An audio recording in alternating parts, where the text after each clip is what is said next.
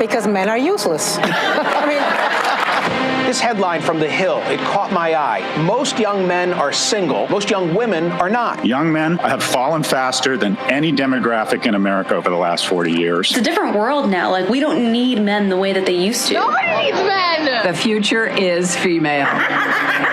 Men and women are drifting further apart, and society is crumbling because of it. A fascinating debate has broken out about the value of marriage. You've kind of got the trad-con versus red pill thing. This men's rights crowd that sometimes just goes too far the other way. You need to stop acting like grown boys and infants and actually become men. Marriage is a bond, and it's a sacred bond. It's a machine designed to extract resources from you. Now many of the red-pilled have taken the position that it's bad for men to get married. Hannah Pearl Davis, or just Pearly things. One of the most controversial faces in all of the internet. She goes on to say that marriage is a terrible deal for men. Because if me and you were in a business contract, you would never sign a contract where I am paid to leave. Gee, what could go wrong there? 74% or something of divorces are initiated by women. Men have everything to lose, primarily their own children. Men get killed by the courts and by divorce laws. I had no idea that courts of family law were courts of equity, not courts of law. Because in family court, you don't need evidence to accuse someone of abuse. You need no evidence. When you guys say get married young, a lot of these men don't know what they're signing up for, and you're not going to be there when their entire life falls apart. I interview them on the other side. I didn't meet my son until he was 15 months old. How much did you spend trying to get him back? On legal fees alone was about $200,000. Before you know it, you're homeless. You're literally just thrown out onto the street. We absolutely reinforce bad behavior from women. Wives are taught to leave their husbands, and then daughters grow up without their fathers. Family is the foundation of the society. Every problem in society comes from single mother homes. A lot of women will just chase this negative rabbit hole of happiness, endless happiness. Feminism's biggest failures is it lies to women. We tell women to date as many guys as possible. We tell them to put off family into marriage. You are allowed to leave your perfect husband. You are allowed to end a relationship with a really great boyfriend. Oh, freeze your eggs, have an abortion. What? You're evil. I don't think there's anything else in life that we actually ever go into preparing to fail. Right. Like if you have the mentality of this is going to go wrong and be pessimistic, naturally the outcome is going to be that it's going to fail anyway. Yeah. It's self-sabotage. And that's the thing, like women are so willing to leave marriages because they're not happy. This is not about happiness. The most important thing is the children. And the problem is we have a modern society where it's me, my feelings, leave when I feel like it, instead of doing what's best for the kids. This myth that we live in an age of male privilege. Where's my male privilege? They think, well, men have all the rights. They have all the power. Privileged patriarchal system that we have. Why doesn't our society care about men's rights? I have no friends, no wife, and no social life. Men are alone in this situation. Men are homeless. Men are thinking about eating guns. I've seen so many men on the brink of suicide and they didn't do anything wrong. How are you equal if the men are the ones that have to fight and die to defend the country? The men are the ones that build and maintain all the infrastructure. Women are helplessly dependent upon men. The so-called deaths of despair from suicide, overdose, or alcohol, 3 times higher among men than among women. Culture is telling men you are no good. You got to get your act together. I think men have failed themselves. What kind of a man are you? What kind of a woman are you going to attract? If men are in trouble, so are women. Everybody knows this is a huge problem, but nobody wants to admit it. Every single woman at the table said they wanted a man. 500K. 500K. 300K. 200K. Am I crazy? Everything is really set up against you to fail as a man. If men make less than women, women don't want to marry them. So you know who wants more economically and emotionally viable men? Women.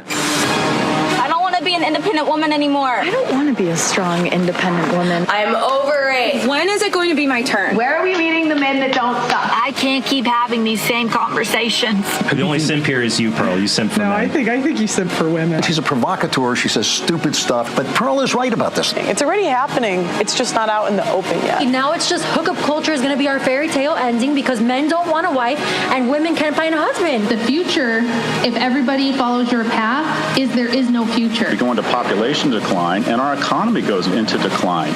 Civilization will crumble. The American story does not end well. This is an existential crisis, failing young men.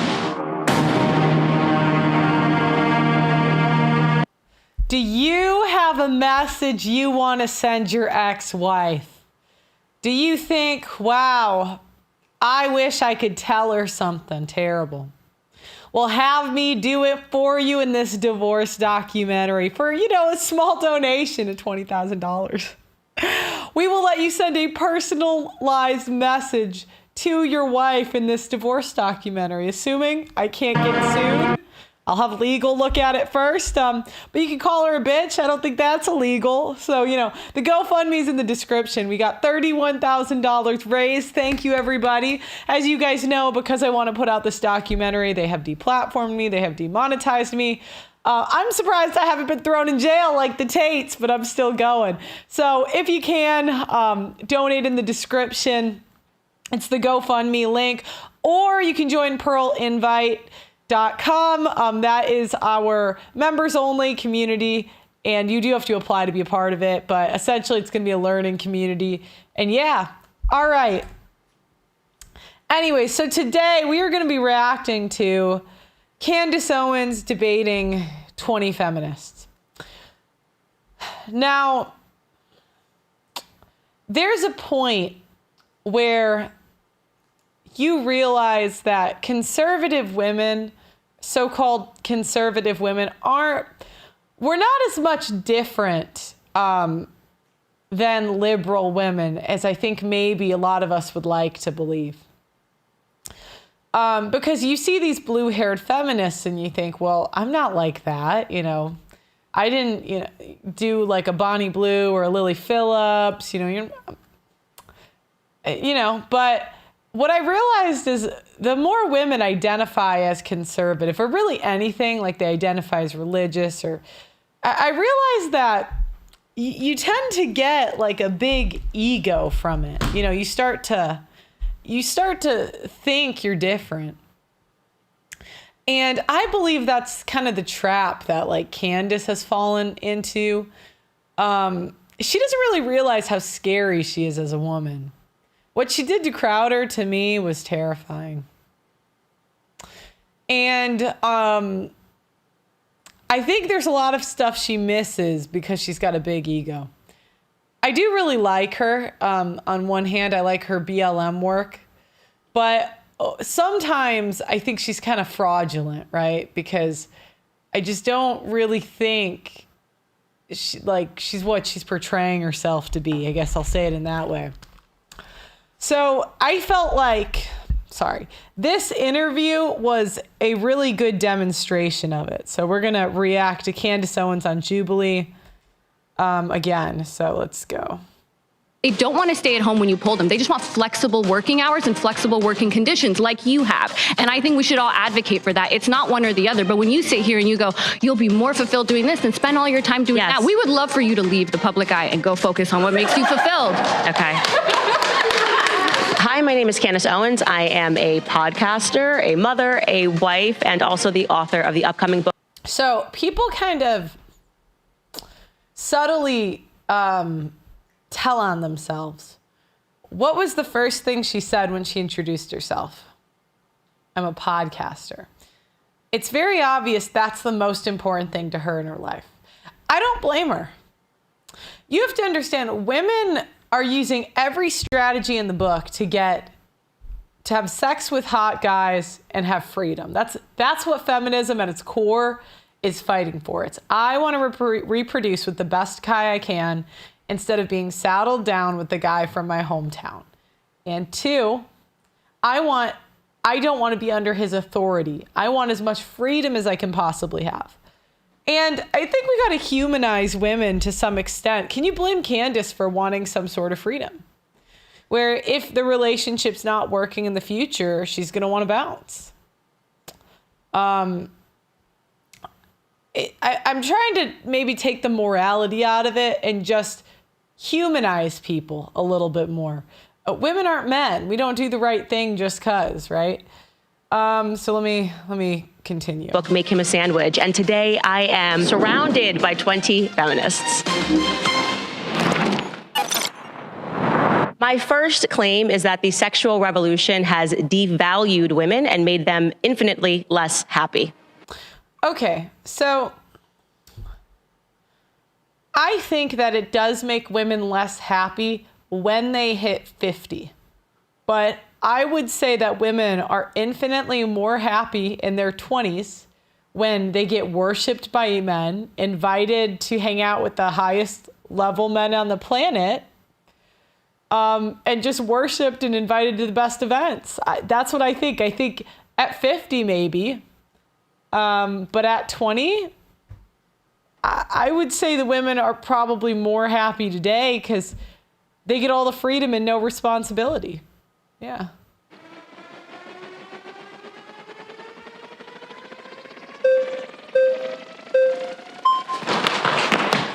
Hi.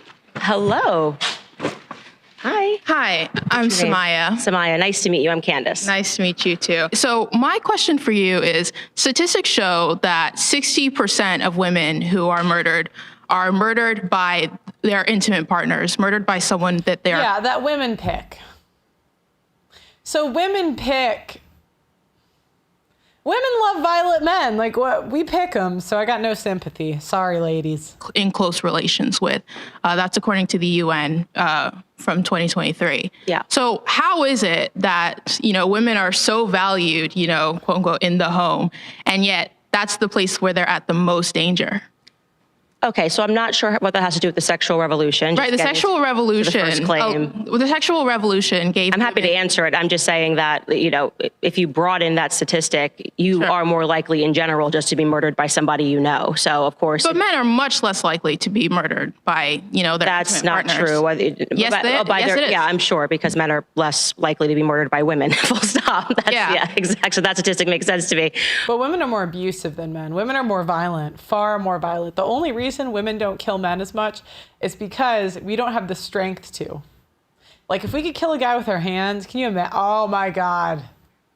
God, thank you for not giving us that power. I would be dead. I really would.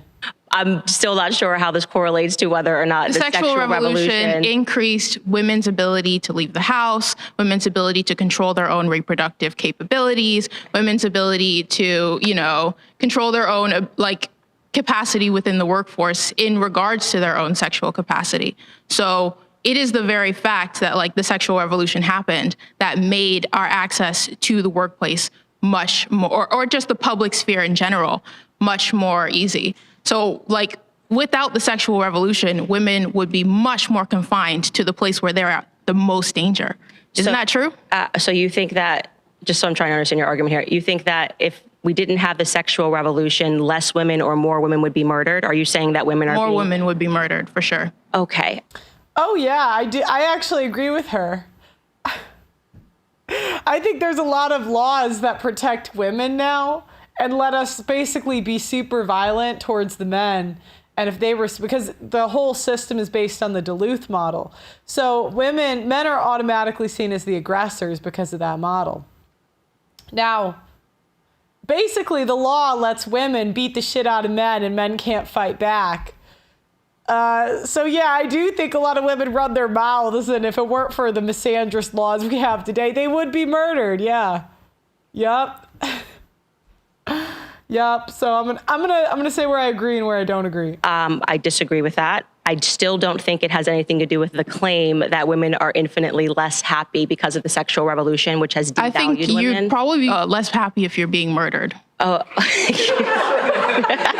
Anyone disagree? Okay, yeah, I don't, okay. There is definitely a correlation between personal relationships and domestic violence. And just to be clear, if we're talking about just a monogamous relationships, the most violent relationships that are on the books are between lesbian partners. Yes, when people are intimate, that's not a true That is actually true. No, the statistic you're talking about is people who have faced domestic violence. Lesbians, yes, are more likely to have faced domestic violence, but that's because they're... This is why women can't argue. It's now we're just going with semantics. They typically came from relationships with men in which they were mistreated. Lesbian relationships are the most violent relationships that we have on the books. But we can move on. They can fact check that claim. The point being is that it's not exactly a stunning statistic to say that when people are in relationships, period, whether those relationships are homosexual, whether they're married, you're saying that the sexual revolution... Let me finish. I've let you try to explain how this is correlated to happiness, and I don't think it does. I actually think you're having a different debate right now. But yes, absolutely, it makes perfect sense that... I think arguing about happiness is stupid. I probably, I've had a long career. I'm sure I've said stuff. But I just don't think it's a good use of time. Because happiness, like some days I just wake up and I'm kind of down. Another day, happiness is highly correlated to where women are in their cycles. If I had to rate women's happiness based on their life outcomes, okay, this is what I believe. Women married to alphas are on the top, or that got commitment from an alpha. Women that are childless, women that are married to betas. Unfortunately, through women's actions, we see that women do not want to be married to betas. They don't. It's kind of sad. It's not moral, but that's where you get when women, it's like they crash out at 40 and they're like, I just missed out on so much and whatever. And then it's because they realize their husband's not what they wanted, unfortunately. You are more likely in general when you are in a relationship, because people are driven by anger by people that they know, whether or not we're talking about boyfriend and girlfriend, girlfriend and girlfriend, a husband and a wife. Yeah, exactly. Most women would rather be single than married to a beta. Correct. And women crash out at 30, 28, 35, whenever it hits them where they can't attract the attention of alphas. Some women can hold on to it a little bit longer. Some hold on to it a little bit less. Yeah, so. Husband and a husband, or a wife and a wife, yes, of course, the instances of domestic violence are going to take place when you're inside of a home. But the sexual revolution, encouraging women to give up their goods for free, which is what I'm speaking about, and encouraging men not to marry these women or to have long-term relationships, what I am saying. Now, Candace, a funny thing happens when you're doing commentary. You see a lot of women that do egregious things. And I think the worst thing that you can do is think that you're special or different or whatever, just because you have a different belief system. I've learned, I used to think that women with conservative belief systems were very different. And I think that's why I go kind of hard against them now, because I see now that they're the same. Candace Owens, I have a hard time believing that she has a body count less than 5, let's say. And I really think you can't, how many bodies would you say a woman can have where you can still claim her to be pure or innocent? Personally, I would say 2, maybe 2, 3. Right? So, but you expect me to believe, because this is how I think, right?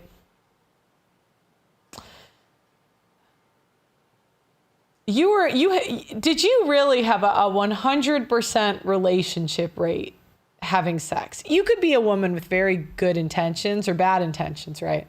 So I have to believe that you never wanted to have casual sex. You always were going for relationships. Okay, fine. Now, let's say you were always going for relationships. You're telling me you had a 100% rate that you never got pumped and dumped or ghosted.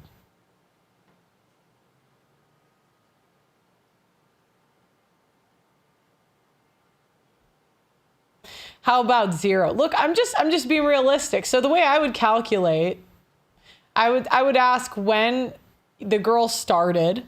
Because I don't know, some girls start in middle school, right? Some girls start in high school. Some girls start in college. Some girls, it's delayed. And I do see that with Gen Z. They're starting later. But the girl will go for the best guy at high school, get pumped and dumped, and then take, let's say she has a 50% commitment rate, which I would say for women is decently good. Okay, 2 in high school, 2 in college, 2 in a major city, every major city you've lived in. So we're going to do 8 dudes, because I think she lived in New York.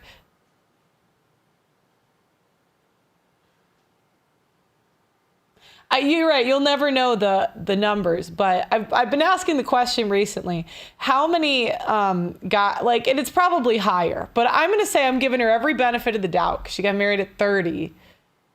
2 in high school, 2 in college, 2 in a major city. And I'll give her a 5-year relationship before meeting her husband. Maybe, you know what I mean? But you have to understand, every relationship a girl's had, I have to think, so your commitment rate was 100%. Now, if she was really hot, I would believe that.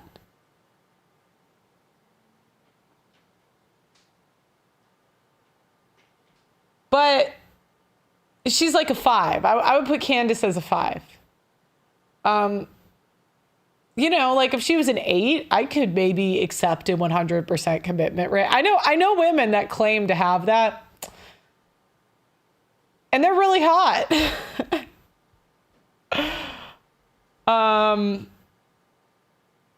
So then you got to go. Now, after a woman slept with like 5 dudes, the chance that she doesn't like divorce or get fat or whatever is like 10, 20%. I don't remember.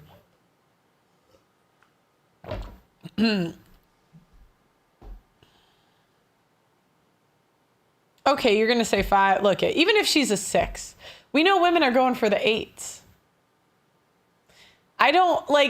You're not really going to convince me that she went to all of these cities and did all this, like, I just don't believe it.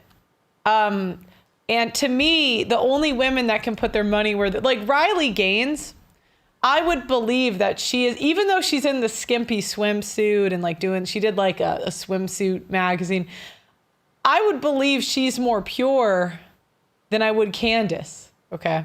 Even I would believe Riley Gaines is more pure than Brett Cooper, because Brett was in a sorority at a big college where Riley, like, she was, I think she met her Chad husband in college, and she's pretty cute. I would say she's like a 7, I would say.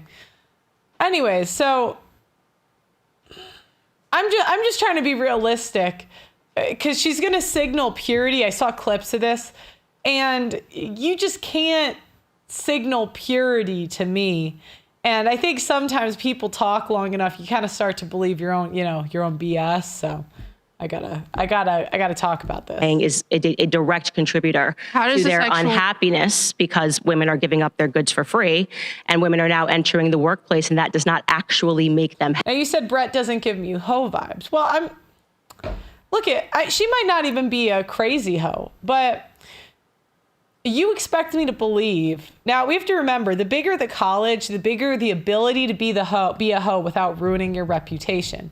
If you move cities, there's a bigger ability to be a hoe without ruining your reputation. From what I understand, she was emancipated at like 15, 16. So now she lives alone at 15, 16. She goes to a college that's big. I'd have to double check. I believe it was a big school. You are not going to convince me she didn't get a couple bodies a year. Look, you might believe it, but we just got to be realistic, guys. You know, if maybe she had a boyfriend all of college, well, even if she had a boyfriend, do I believe that she's hot enough to have? Because remember, women are going for alphas. That's who women go for first. And if he's an alpha, that means he can and will do better if he can. And again, Brett's cute. I would put her a 6. I would put Brett as a 6, Riley Gaines as a 7, Candace Owens 5. That's what I would rate him. Now, obviously, if you guys are really into blondes, then Riley becomes an 8. If you're really into brunettes, And I can tell you, none of these women are really higher than a 7, because they would be in Playboy. They wouldn't be in conservative media. Mids go to conservative media. None of them are hot enough to garner attention as like a bottle girl. Like, you seen Myron's girlfriend? Like, I think she worked. I think she was like a waitress in Miami, but something like that. But she's beautiful enough to do it, right? That's where the hot women go. You might say she's not a 5, but I do casting, I do entertainment. I understand that like the challenge is women are so fat that it does inflate everything, but that it just means like a basketball league got worse. And so now you're dunking on everybody, but it doesn't mean you're better. Like, that's kind of how I equate it. Maybe she didn't hoe herself out. Well, but do you see what you guys, like, that's simping right there. Why do you guys, is your reaction to give the benefit of the doubt? She's an actress. I don't have to give you the benefit of the doubt. I don't. Now, to be fair, Brett Cooper did put her money where her mouth is, and she married at like 22. But, what were you doing in college? You know, what were you doing in high school? You guys, I don't give the benefit of the doubt.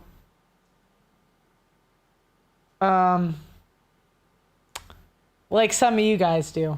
Happy. Okay, pause. Sorry, you've been voted out by the majority. Please return to your seat.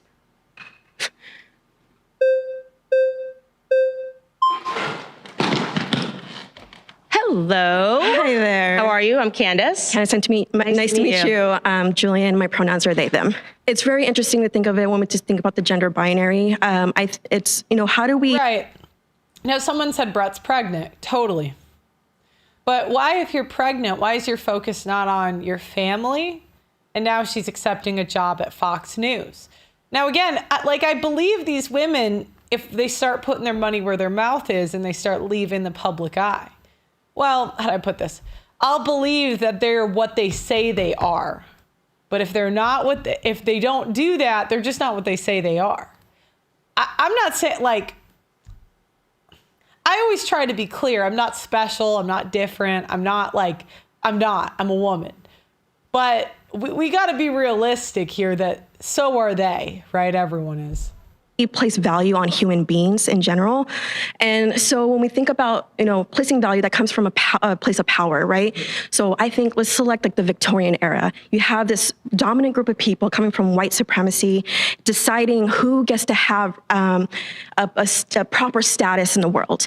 And so that is already like taking human beings and devaluing them.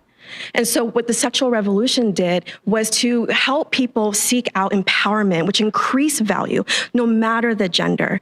So when it comes to sexual revolution, let's look at one contribution is sex education. I'm actually an educator. I teach sociology and LGBTQ studies. And I have absolutely seen the positive outcome with the sexual revolution and sex education and seen people empower themselves. And with that comes safety when it comes to decreasing STIs, abuse, sexual assault. Again, people get to empower themselves of all genders. And I know earlier you mentioned about violence amongst lesbians and sapphic community, which I do identify within. Who is... All genders can be subjected to violence. That was the point I was making. So I wasn't sure of how her claim was relating to what we were talking about, whether or not it makes people happy or unhappy. Relationships are obviously a ground where there can be violence. I guess I could just wrap it up by saying, like, if we all have access to like sex education through the incredible work of feminists through the sex. I actually do believe in sex education, but not through the schools. But I'm actually going to do a sex ed show one of these days. Sexual revolution, we are able to gain access to information and gain skills to Riley Gaines went to LSU. Okay, but she had a boyfriend throughout college, I think. I don't really care, but you guys get the point I'm making. An equitable society, egalitarian within our relationships, whether it be platonic or romantic. I'm so grateful for those feminists who have fought for us so we can gain those spaces and create a healthier society. Okay, are you a believer in the government doing everything that it can to make people happy? So when it comes, as someone that teaches in the public sector, I understand the concern when it comes to what is a teacher, what kind of information they're providing to the students. I do believe that as a teacher, I should be able to give that sort of information. Again, I teach college students. One of my claims is I believe that we should mandate sex education amongst college students. So yes. I don't. Google it. Do you know what I mean? Like, why am I wasting my tax dollars to teach you how to have sex? There's porn on the internet. There's Google. There's friends and family. I just don't want to pay. I don't want to pay for that to be taught this by some weird person that wants to talk to teenagers and young adults about sex. I don't. I do want the state. I would like the government to give us those resources so we can implement that curriculum. Okay. Are you consider yourself a feminist, I'm assuming? Queer feminist. There's variations, right? What is a queer feminist as opposed to a feminist, just so I understand? Well, so I heavily believe in queer theory. So, the gender binary that we understand, it comes from colonization. So someone who is mixed race, family from Mexico, we have the Moches in Mexico, which is an indigenous tribe. They believed in gender fluidity. And then you have European colonizers coming who dismantle that. And now everything that we understand when it comes to gender is a Western lens. So from a queer... So you don't even think women exist, I'm guessing. I think everyone should be empowered to figure out their identity and explore the language that best describes themselves. So freedom, America, right? America, freedom. And I want to believe in that when it comes to identity. Right. Everyone should have the freedom to decide how they want to identify, as long as they're not causing harm. But that's where we get into the debate, what is harm? So just, again, to be clear, to go back to this claim, we are debating female happiness. Mm-hmm. You are saying you do not identify as a female. I identify with all gender expressions. So from masculinity to femininity. So I'm just saying... Yeah, why is she here? Like, okay.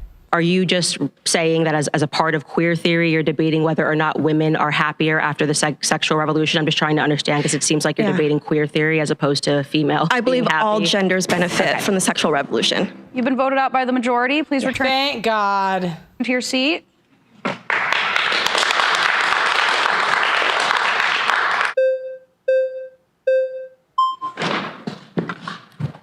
Hello. I'm Zena. Zena. Very much like your name. Thank you so much. Nice to meet you. Can we start with the beginning? Do you identify as a female? I identify as a woman, yeah. Okay. Right. So I do want to get back to your premise. You're saying that women have been devalued, right, by the sexual revolution. This kind of presumes two things. One, that there has been a loss of worth, right, for women. So you're saying that women have, as human beings, lost worth. Women who, prior to their sexual revolution, were worth more than women today. I would say that, yes, women have devalued themselves by becoming overtly sexual. That's my claim. So, I mean, also according to and let's not remove this from the other part of the claim, which it has made women infinitely less happy. Right. So are you saying, but you're saying that according to you, women have been devalued? Not according to me. According to the time in which people are getting married, how difficult it is for people to find a partner that's willing to commit to them. And I think that's in large. Women don't want commitment. They don't. They don't want to be mothers, and they don't want to be wives. Because if Candace Owens really wanted to be a mother and a wife first, she'd put it away. But she won't, right? And I'm not even saying she should. Look, she could. But if you mess your kids up, I don't care. Like, I was raised by nannies. I'd say I'm good enough. I could be better, but maybe maybe not completely, but strong influence from them.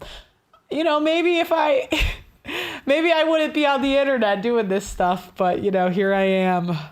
Part due to the fact that women are offering sex for free, because it was a major component of the sexual revolution was this idea. So a woman's worth is tied to her sexuality. It's not tied to, well, absolutely. If you're going to be having multiple partners, you are going to be devaluing yourself. Yeah. So to be honest, men pick beauty before purity. They do. So your number one value is tied to your sexuality in a way as a woman, because the promise of sex gets guys to do stuff for you, and you can monetize it in different ways. In a way, Candace is monetizing her sexuality because she does the, I'm special and different grift, and I'm trying to say it in a different way. I know she's not overly sexual, she doesn't wear super whatever stuff, but she would not be as famous if she was a man. That's a better way to put it. Worth less as a human being. Not as a human being, just, in terms of trying to have a partnership and a productive. Beauty isn't purity. Look, you guys can say what you want, but I see what you guys respond to. Youth and beauty is your number one currency. Purity is third. The only reason men go down on beauty is because they want to be treated a little bit better. But beauty will get women opportunities and in the door. It will get them in the door and have opportunities. Even that a girl that if you take a 5 or an 8, the 8's going to have more chances at relationships, more chances at marriage, despite her body count even than the 5. You might not agree with it, but it all starts with a swipe right. That's where it starts. It all starts with him asking her out. It's not like we have these niche communities where you get to know the 5, she works her way up. No. Most people are meeting on dating apps. Do you know how that starts? Your face, your tits, your ass. That's how it starts.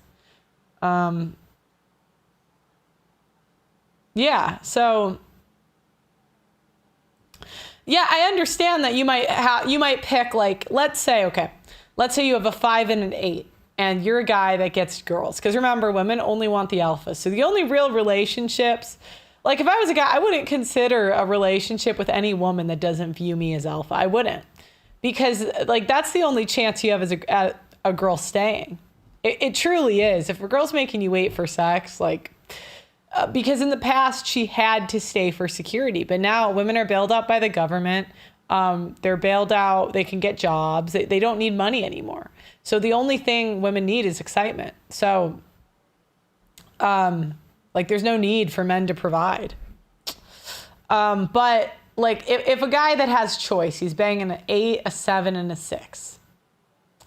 Now the 6 might pick the 6 for long term. But the 5 didn't even get in the door. Look, because he's going to say, which girl am I going to go on a date with, this 8 or the 5? And if they both say yes, he's going on the date with the 8. And the 8 got in the door, the 5 did not. And I know what you're thinking. You're like, Pearl, women, why don't they women just date guys on their league? Yeah, okay. Like, have you not watched this show? I like 3s because I have double vision. Relationships, certainly men are not. Yeah, a 5 woman pulls 8, 9, 10 men. A 5 man pulls 2, 3, 4 women. The power weapon is beauty. Beauty comes first. And it pisses, non-hot women off because we'll see hot women. I've seen hot women do terrible things and men will still pick her. Men will still, she's hot. Yeah, the 5 got in, but only through the back door. True. Not going to be clamoring to have a relationship with somebody when there's the market is growing them.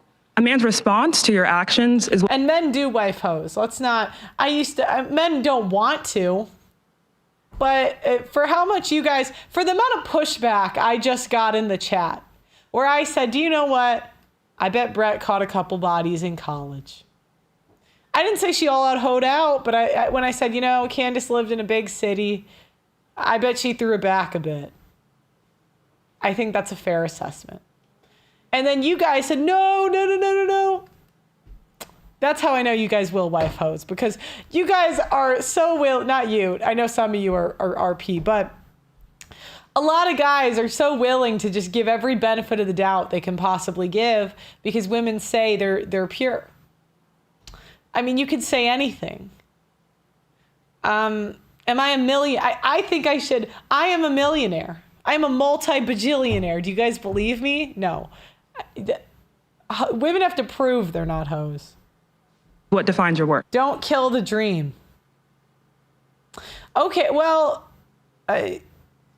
what I'm saying is she might not be a hoe if she's an 8, but none of these women are 8s. Right? Yeah, well, yeah. I would say that I would argue that what makes women actually happy is family. So if you're interrupting, so just to connect the dots for you, when women are having sex with multiple partners, it devalues them for men, right? For men. So, yes. So men define a woman's worth. Well, I would say both of them kind of define one another's worth because I think the ultimate goal for people to be happy is actually family. Okay, yeah. So you're saying in all cases, a woman is going to be more fulfilled in regards to family. That's exactly what I'm saying. And this is going to work in all cases. So you're saying there's no individual case in which a woman can feel, fulfilled without being tied to other people in the case of family. I think there could be an exceptional case for everything. I think there are exceptional cases, but... Controversial opinion. I don't think women... I think women... As a woman, it is your job to make yourself happy. You cannot put that on your kids or your husband. That's your own job. It is your own job to make yourself happy. I think you have your own responsibility to be happy. So I think that the family, Thank you, $50. Carlos, you shouldn't have.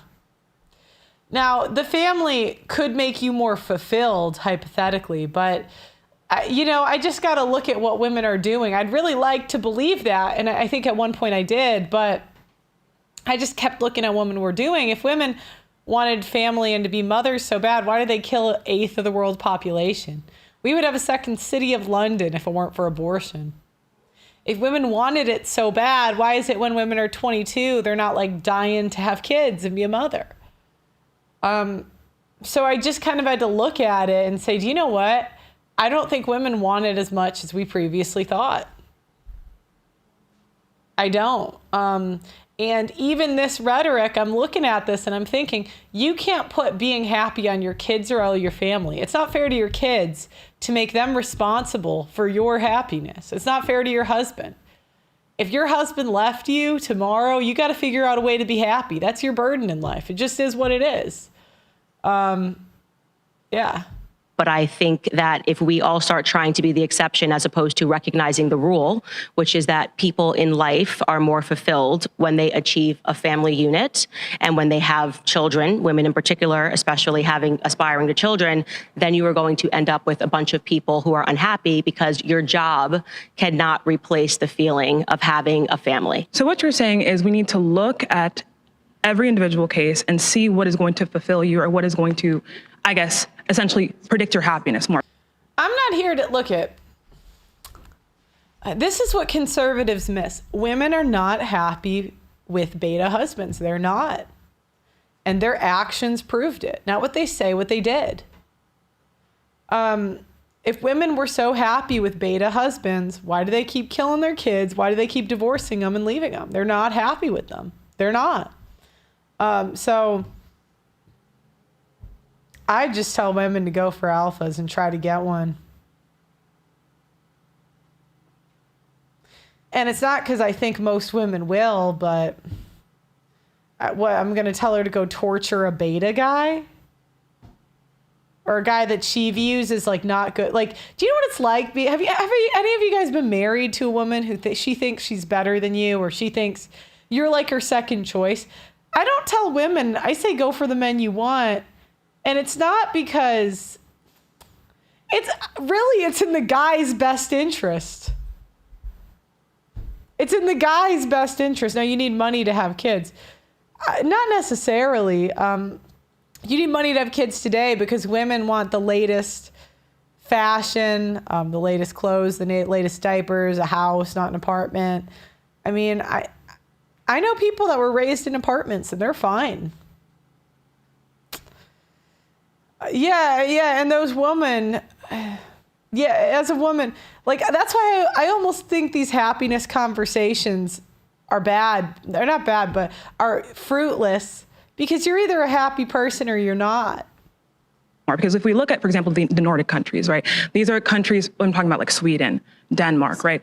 These countries tend to be like, I think in the past 14 years, they've been ranked as the highest in happiness and marital satisfaction from women, right? And we see that they also have been the most open in regards to like, sexual norms and sexual roles, right? So, and we also see that there's less rape. Well, and remember, there's alpha guys that go after, like I would put, okay.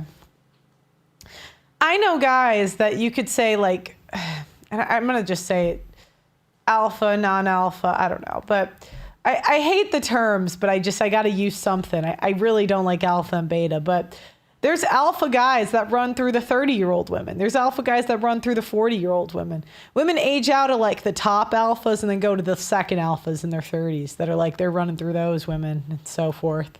Of like STDs reported. We see more, and that's also due to comprehensive sex education that's pushed in those countries. So we see that and that's like perhaps women can be happy with non-alphas if they can bond and not have a body count over 5. Yeah, and I think that's why partially men like the younger women. I mean, they don't have to compete as much, right? You have to compete with like 2 dudes. That's amazing. And so it's kind of like it's like a workaround, right? But it doesn't work now because women will meet a more Chad guy than you at work, at home, the pool. That's why women end up screwing the pool boy, right? unfortunately, if that were true, then all the people that married young would, they would stay married. But now they divorce more than people that marry later. And it's because women, you're basically telling women, give up being a celebrity to be with me. How many men would give up being like a LeBron James to be with a woman? You probably wouldn't, right? Like to have all these high-level women, not high-level, hot women chasing you, it'd be pretty hard to get you to settle down. That's what you're telling women to do. Good luck. Using the word alpha is generalizing. Do you guys want to understand what I'm saying, or are you just going to pick? I understand it's not a perfect term, but I gotta use a placeholder term. A direct result of the sexual revolution, right? So when we're seeing that direct reports of happiness, right, we don't have these same rates. Pearl keeps telling the truth. Women love Neiman Marcus. Who doesn't? All women and men are the same. Remember, we are all the same overall. I don't think we're the same, but I don't know what you're, okay. America, in these countries that are more sexually open, why would we see like those rates in those type of countries? So I think you might be referring to this sort of mass-produced study that was a part of like a behavioral science study, which said that Now here's the issue. All right, I use studies on my channel and facts and statistics because I have to. I do. But the challenge you get is in academia, there is no incentive to produce honest studies if it ruins your career. And so I don't, like, my first way that I am going to see the world is through my eyes and what I see. Second is facts, data, and statistics. You're not going to give me a study and say, don't believe what's in front of your eyes. You can't do it. Women were the happiest women in the world were women that were actually unmarried and had careers. No. Okay. Well, there was reported happiness. Okay. Sure. I'm talking about the same thing. It was reported happiness, but it could be there's tons of studies. The point being is that in 2023, there was this massive scandal where they recognized that a lot of these studies that were being produced, behavioral science, was proven to be a complete fraud. And they were unable to reproduce these studies. And they also found that the data had been faked. The data that we can look at that I think shows, and you can let me know if you agree with this, if women, and under the imagination of the feminist umbrella, were really unhappy when they were in the home, and then entering the workforce has made women happier and infinitely feeling more secure about themselves, we could, I think, reasonably expect that there would have been a decrease in suicide rates amongst women. You would have to go ahead and show how that correlation, right, is going to be a direct cause of women going into the workforce. Okay, well, how can we, let's measure, then you have to give me a way that we can measure happiness. How can we measure happiness? So I would say suicide rates would be a good thing to look at. Drug, alcohol consumption would be a good thing to look at. Of course, right? But we would have to, we can say, I can say at this point in society, I don't think everyone. Yeah, but women, I don't like alcohol consumption because women are doing that to party. You know, women love roaring, like women are one of the biggest binge drinkers in the United States. So I don't know alcohol, maybe antidepressant suicide rate, I would agree. Everyone's happy. I think there's a lot of things that we need to reconcile in society. That's what I'm getting at. Right, so but we have to look at the cause, right? Why are these things predicted, right? And for example, if we talk about men, there are a lot of things we can look at, right? That tend to predetermine suicide, right? But we can't say, oh, these two things are happening at the same time. This caused this other thing. Yes, that's right. But I do think that we can objectively say that women who are committing suicide rates more than they were in the 1950s, like it has actually increased marginally. That's not a sign that statistically unchanged. Yeah, women are kind of pussies. They're not going to do it. Sorry, I shouldn't say that. Sorry. Entering the workforce suddenly made us How all is very it happy. a cause of the workforce? We're also binge drinking at a higher rate. How is this a cause of opioids at a higher rate? How is this a cause of entering Because the I workforce? think women are being put on a pathway aspirationally. But you're going to have to. You're saying you think this, right? But where's the cause? Like you're not substantiating the claim. You're saying this is what I think. I'm seeing two. Okay, pause. You've been voted out by the majority. So Local says we are in the same life. We are the same in life is what we want. This is why we have this dynamic. It will never change. Love it, accept it. Why fight it? Yeah, I've accepted. I wish I fought it less. Some of the fighting was embarrassing. I wish I'd.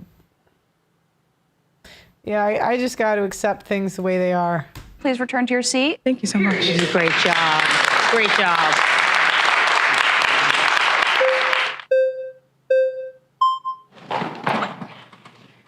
Hello. Hi.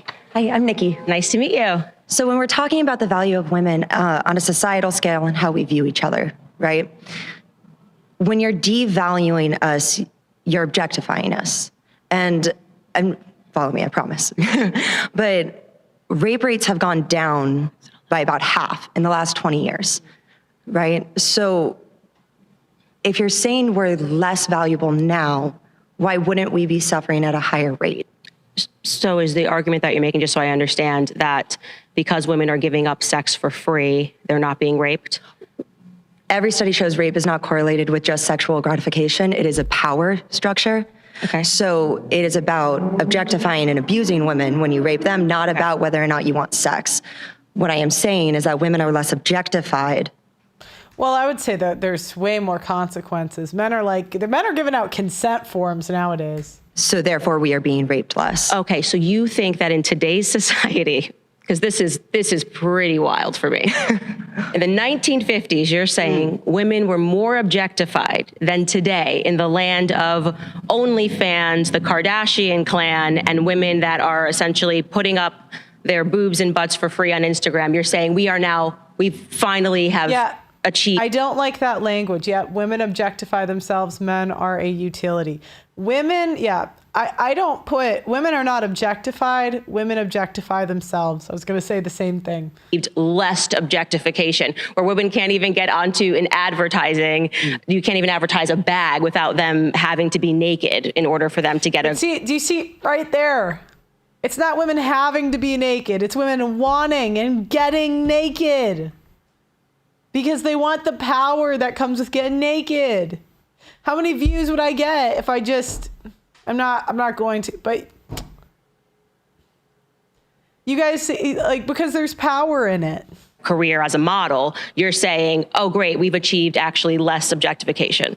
So I'm not trying to suggest that I think that the over-commodification of women's bodies is positive. But what I am saying is that when you're going to the 1950s, that we shouldn't put this glazed look of, oh, it was so happy. We had single income households and we got to stay home. We also had a pill popping problem. We also were viewed as maids. We were seen as a house appliance far more than we were as people. And so when you have that kind of objectification where you are in a subservient position, I think we're facing a different form today. But I think that rape is a signifier of a contradiction to your statement. Okay. Does that make sense? It doesn't make sense, but I do want to rebut it on a couple of points. So first, I just want to say, suggesting that objectification has gone downward since the 1950s is wild. That's just a firm no. That is not the truth. And you know that's not true. Wait, so do you feel like... Hold on, let me answer your second thing. Okay. Second thing, you then brought up, okay, women were at home, but they were pill popping. Well, you then have to acknowledge we're actually popping more pills now, right? So we have actually increased our amount of pill popping. Women are having overdoses on opioids. And on top of that, since I think 1999, by rate, we are increasing our opioid use compared to men. So women are not popping pills less because we're going into the workforce. That's actually not true at all either. We're also, like I said to you, consuming alcohol more and binge drinking more than we did in the 1950s, which is why I was trying to get her to say, we need to look at actually give me any reasonable metric of how we can define happiness, because it's hard, right? Are you happy, yes or no? Sure, but wait, hold on. We're actually avoiding what my original point was about rape being the signifier. Okay, pause. You've been voted out by the majority. Please return to your seat. Thank you. Nice to meet you.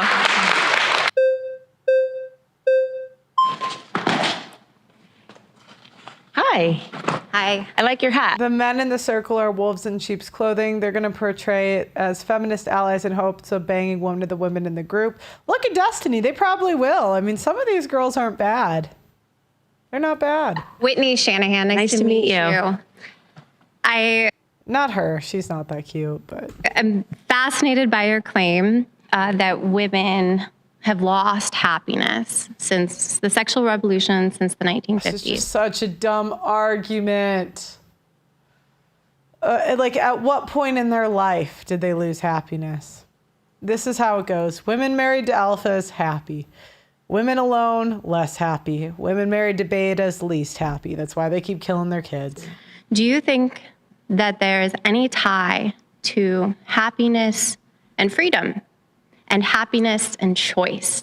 Because since 1950s, since the sexual revolution, women have gotten exponentially more freedom and more choice. And for me, as a mother and as a woman, having the freedom to choose what I do, to make my own destiny, makes me infinitely more happy than, say, back before the sexual revolution when I couldn't get a bank account, couldn't get a home loan, couldn't work outside the home, couldn't travel around without a man, couldn't control my own reproduction. So I feel that happiness, personally, Do you know what? I actually think women should have the right to do all that stuff. You have the right to hell.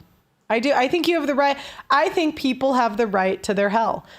What I don't like is that women don't have the consequences from the hell. Like, you have to pay your debt back. You can't just declare bankruptcy. You know?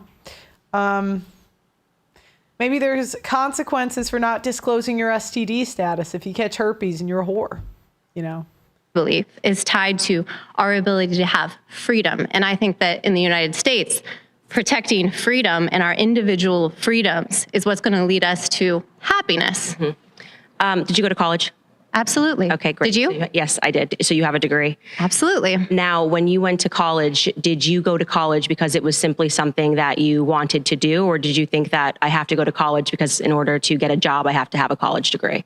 I went to college for art because I was fascinated with art. Okay. Just answering my question, did you go to college? Was that the only reason you went to college? Or did you think that I might want to do something in art, so I have to go to college, like for my career? I went to school because I wanted to expand my horizons. I mean, I think that's why most people go to university. No, Why did you go? That's actually not true. I went, and I think a lot of people go because there's a pressure that if you don't go to college, you're going to be a failure. It's a choice. Everything's a choice. So taking away choices doesn't make people happier. Taking away freedom doesn't make people happier. I'm disagreeing. Look, if you want to go to school, but pay your student loans. Agreeing with you on the idea that people are feeling more free by financial pressure. I think financial pressure makes people feel remarkably less free. So you want no bank accounts again, women not to have credit cards? I'm not saying that women shouldn't have access to credit cards or banking accounts. You're putting words in my mouth, so why don't you respond to the words that I'm saying? Well, less financial pressure. If I don't have a bank account, that's a lot less financial pressure, I guess, right? Financial pressure in terms of most people that go to college, and I'm counting myself among them, it's because typically, in order to get the job that you're being sold is going to make you infinitely happier and infinitely more free, it just requires a college degree. And most of these people, to be clear, have to put themselves, the majority of people have to put themselves into debt. And I don't think anybody would describe debt as a form of freedom, right? I don't think anybody would realistically say... Let's get back to happiness. So we're here to talk about happiness and how the sexual revolution, and we're not talking about college debt. I think it's important because we're talking about freedom. You just said that the reason why I feel happy is because I have more freedom. And I am saying that financial restraints and debt doesn't make people feel more free. So let's eliminate the debt. Let's eliminate college debt. Maybe we should have free college here in the U.S. That sounds great. Great idea, Candace. I love that idea. All right. Okay. Love it. Woo! Champion for the people. I don't think this was one of Candace's better performances, actually. We can go to college. We go to college because feminists staffed HR departments and focused on credentials over competence.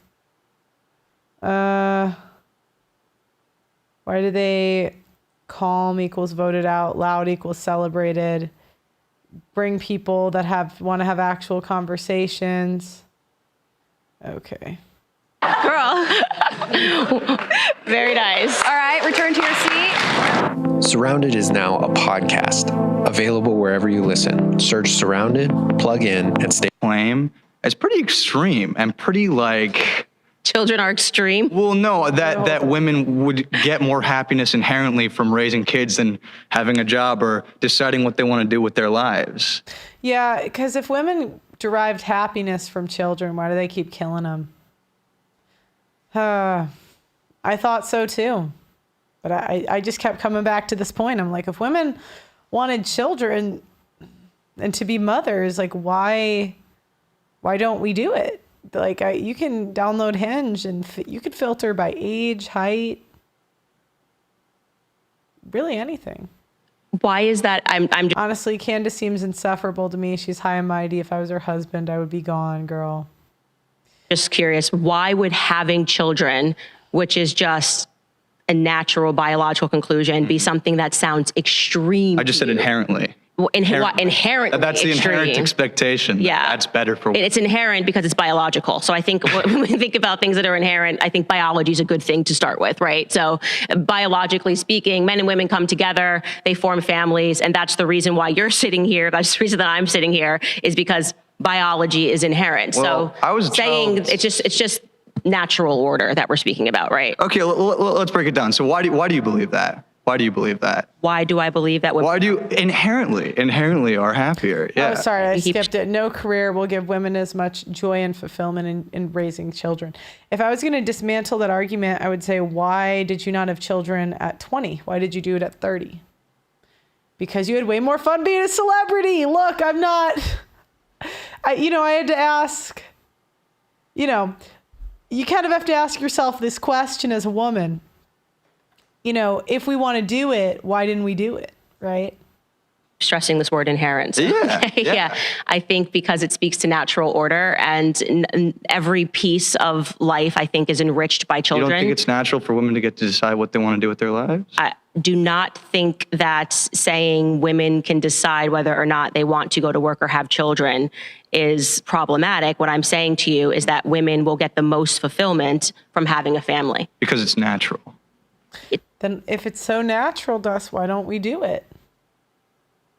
Because again, it's revealed stated preferences. My boyfriend taught me this, actually. I want to tell you guys a story where he kind of cooked me. But I'm not going to say it. Maybe we got to build the trust. I've had too many hit pieces on me. Like they'll cut it and be like, why? I love this level of fit. I don't want to be in the... But anyways, again, if it was so natural to women would just want to do it, but we don't. So it's natural, but also children are wonderful and beautiful and spiritually divine creatures. I mean, they're amazing. There's everything about what's so amazing about them. Good evening, Pearl. Do you think married women in countries under Islamic moral law are happier than Western women today? Have you seen any studies on this? Greetings from Brazil. I've done spaces from guys from some of these countries, and they tell me it's the same there. Maybe it's a little bit more hidden, but women are always going to do the same thing. They always go for the alphas, find a cleanup guy, and then cheat on him with the alphas. Like, you either become an alpha or you die alone. Like, that's really it. Sorry, guys. Or you take the L. I forgot what I was talking about with this. Okay. Having a child, it's a lot of work. It's beautiful. I hear that. Well, yeah. Okay.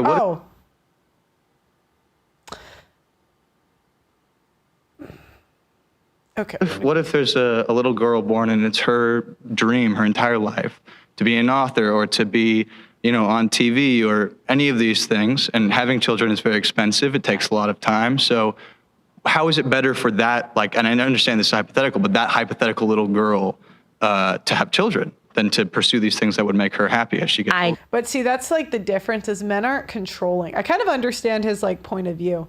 Men are not controlling. Women are controlling. So women want to impose their morality on the world, where men are like, hey, do what you're going to do. Because men know that you can't nag the world into changing, where women are a little more delusional because they've seen it work. Nice seeing Ted Bundy is alive and well. Candace is so insane she gets mad at her tampon lady is cracked. I just think that if she publishes the book and she has a child, she would agree with me that the child was more fulfilling and made her happy. That's what I'm happier than the book did, is what I'm saying. And I say this as a published author of a New York Times. I would choose my children over my best-selling book, and I was. But then you would have did that first. Choices reveal what you really want. You wouldn't be here. You know what I mean? You wouldn't. That little girl who had a dream that it would be really great if I could share my thoughts and ideas in a book, but it is utter insanity for me to reflect on that and say that I would have rather published Blackout than to have my 3 children. Well, why is it rather? You see what I'm saying? It's not rather. I'm just saying that. Yeah, because Candace is a winner of feminism. She won because men and women are arguing on who gets women's youth. Do women get to use it on themselves, or do women get to give it to their husbands? And men are losing because women keep pushing it off. So Candace won because, remember, feminism says don't do the arranged marriage from before. Don't marry the guy from your hometown. You can do better and get better and be hypergamous. And it allows women to be hypergamous. So Candace could have married that guy from her high school, could have married the guy from her college, could have married someone she met in her early career. She chose not to. And she chose to shoot for the moon. And then she married into 180 million. That's called winning, ladies. Take notes. I want to know. Candace, the best video that you could ever do is how to do that. I'll tell you what. That would be your most viewed video. Your claim. That's your claim is that it's better. It will be more fulfilled. Yes. Right. So rather. Well, if it's an either or, if you're saying it's an either or, I'm just saying that if these two things have happened in your life, the thing that will bring you more spiritual fulfillment will be children. And so women who are neglecting that, who are neglecting the pathway to, strive toward family because they think their career is going to hug them at night, or they think that when they're on their death. They always get really, hold on, let me show you guys something. I know I'm stopping it a lot, Doug MPA. I'm sorry. I just got a lot to say today. Candace Owens, Joe Rogan on religion. Here we go. The thing that's so bizarre to me is that we're sitting here and we're talking about the age, like as if guns were just created, when in reality, right? But something's wrong. But what's wrong? It's not the guns. I'm asking you. What do you think is wrong? Mental health. Right. Yeah. So I say I agree with you, but I think it's the deterioration of culture altogether. Like they used to be taught the Bible in school. People make fun of that now. Like now we've got this culture where you're making fun of kids. Like religion is like we're so far away from religion. Like that's like weird to us. Like like teaching religion is like you've got like a scarlet letter if you come in as like a holy Christian kid in like a normal public education thing. You've got the family structure where it's like these kids are running the house. Is it this one? There's one where she says she's not religion. Oh, she says I don't study religion. Okay. Houses these days. Like I look on like Facebook and it's like supposed to be funny when like a 4-year-old is acting like Cardi B. I'm like, okay, yes, it's funny because she's 4, but it's also like not funny because she's 4, right? Like, how do you feel about Lil Tay? Who's Lil Tay? You don't know who Lil Tay is? I love Cardi B. I don't know who Lil Tay is. Who's Lil Tay? Lil Tay is kind of out of the news now because they found that it's a hustle. She's a 9-year-old Asian girl from Vancouver? Is that where it's from? And she talks mad shit, throws money around, calls everybody bitches. And where is it? She just she says she's not religious in this clip. I used to make us read the Bible around the table. There was some stricter gun only by the talks to Jesus. Right. Think about how weird that is, right? Like how weird. She wanted to publish Frog and Toad. Candace is so out of it. Pearl for real. Nada, keep breaking down these hoes. The bleep is insane. She thinks she's so smart. That the stuff that we used to would be normal, like praying, talking to Jesus. Like when I grew up, that was like my grandparents' generation. That was everyone was religious, and now we're so far away from that. Right? That seems like it's okay to mock, and we roundly mock it all the time. So the structure in the home is, in my opinion, the most important thing that needs to change. The fact that so many people are growing up without fathers in the home is something that needs to change.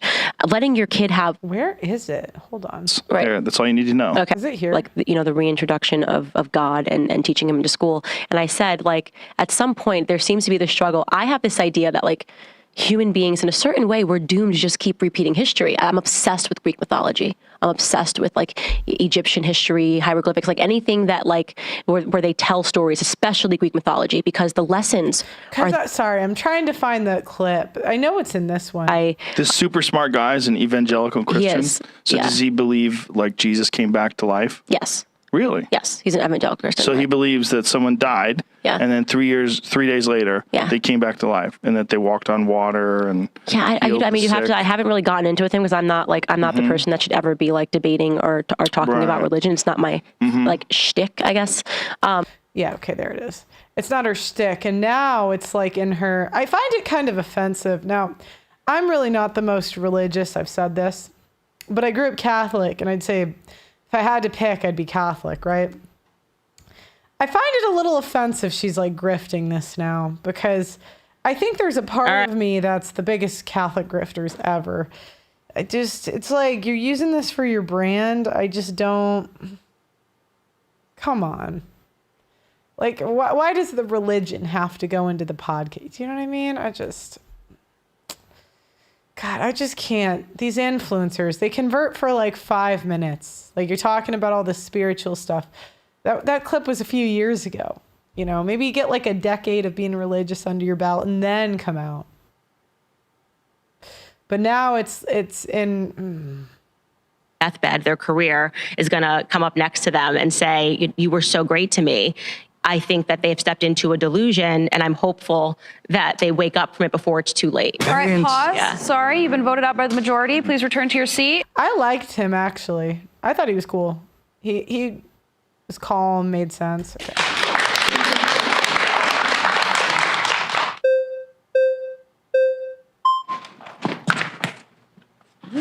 Hi. Naima, Nice to meet you.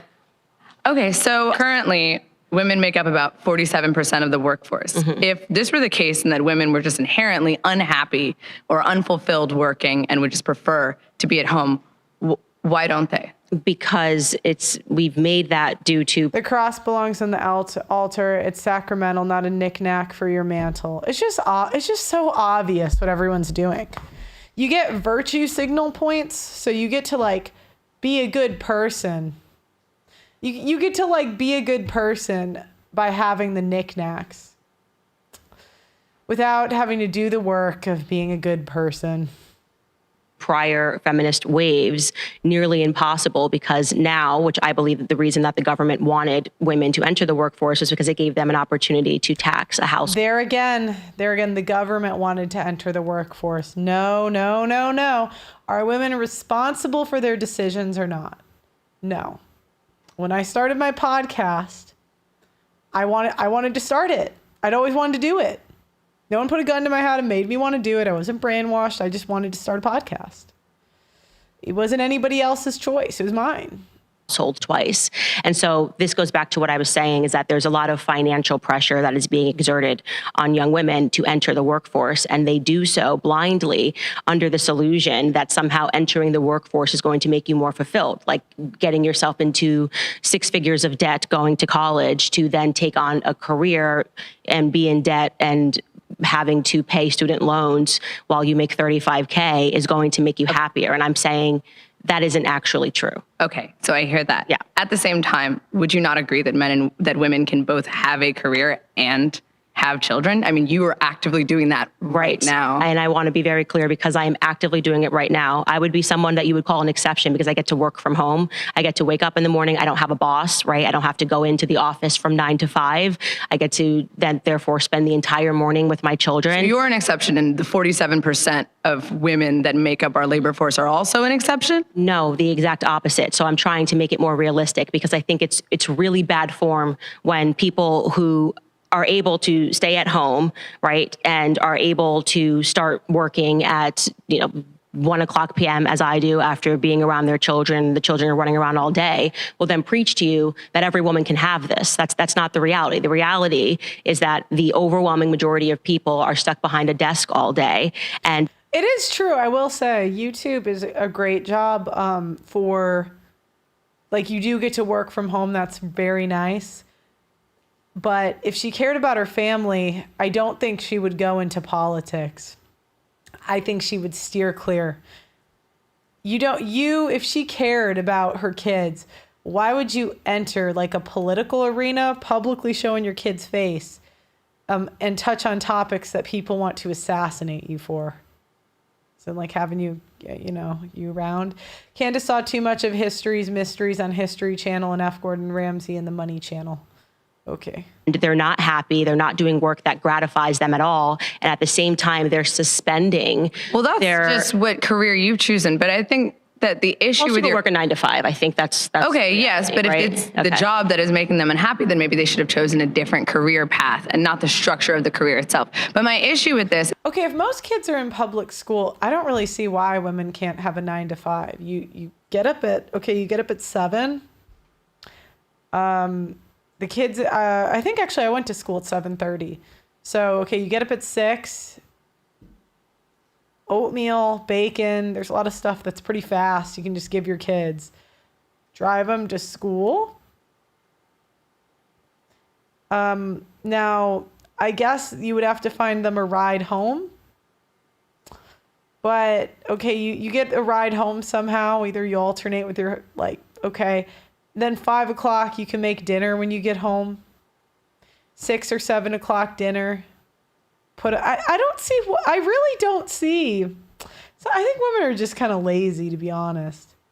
I just can't imagine cooking and cleaning takes that much time. I mean, maybe you don't have a spotless house, or you don't make like gourmet meals, but I mean, did anyone die eating oatmeal? Did anyone die eating eggs and bacon? You know, and I come from this perspective because I do understand when the kids are under before they're in school. But my grandma had 13 children. Do you know what I mean? My grandma had 13 kids. So, now we're having 2, maybe 3. You know? Is that not only is it claiming that women can't both be mothers and have jobs. Sorry, Pearl read my mind about the religion grift and over-moralizing. I think it's a public persona, a Candace suit. Which we know to be true because millions of women do that. My mother does that. You are actively doing it right now. But it also is qualifying what every single woman in this country wants without any clear evidence. I mean, there's 169 million women in this country. How can you say that you know exactly what every woman secretly wants? Are you asking them? That wasn't my claim that I secretly know what every single woman wants. I'm saying that if you measure up at the end of your life, what brought you more fulfillment, your career or children, raising children in your family, we will discover that, and there actually have been studies, people that have gone to people on their deathbeds, and the number one regret that people have. According to the top 5 regrets of the dying by Bronnie Ware, too much work is the number 2 regret, but not living a life true to yourself is the number 1. I would agree. I don't think women that don't want kids should have them because then they torture the children. We don't need that.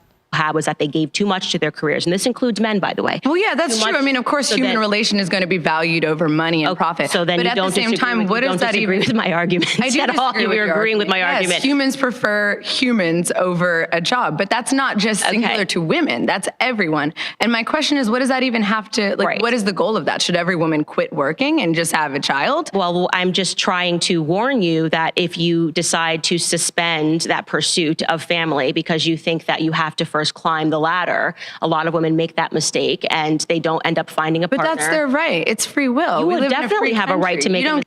I agree. People have the right to live in hell. People do.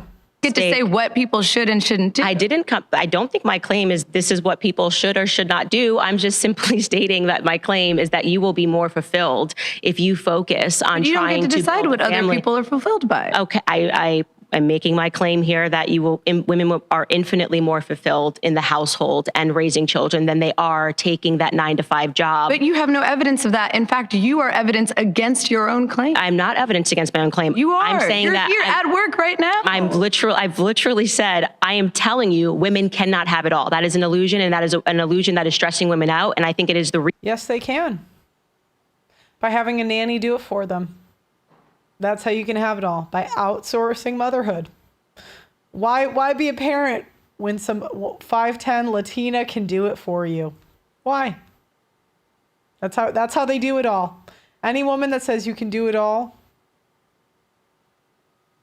is paying someone to do it for them.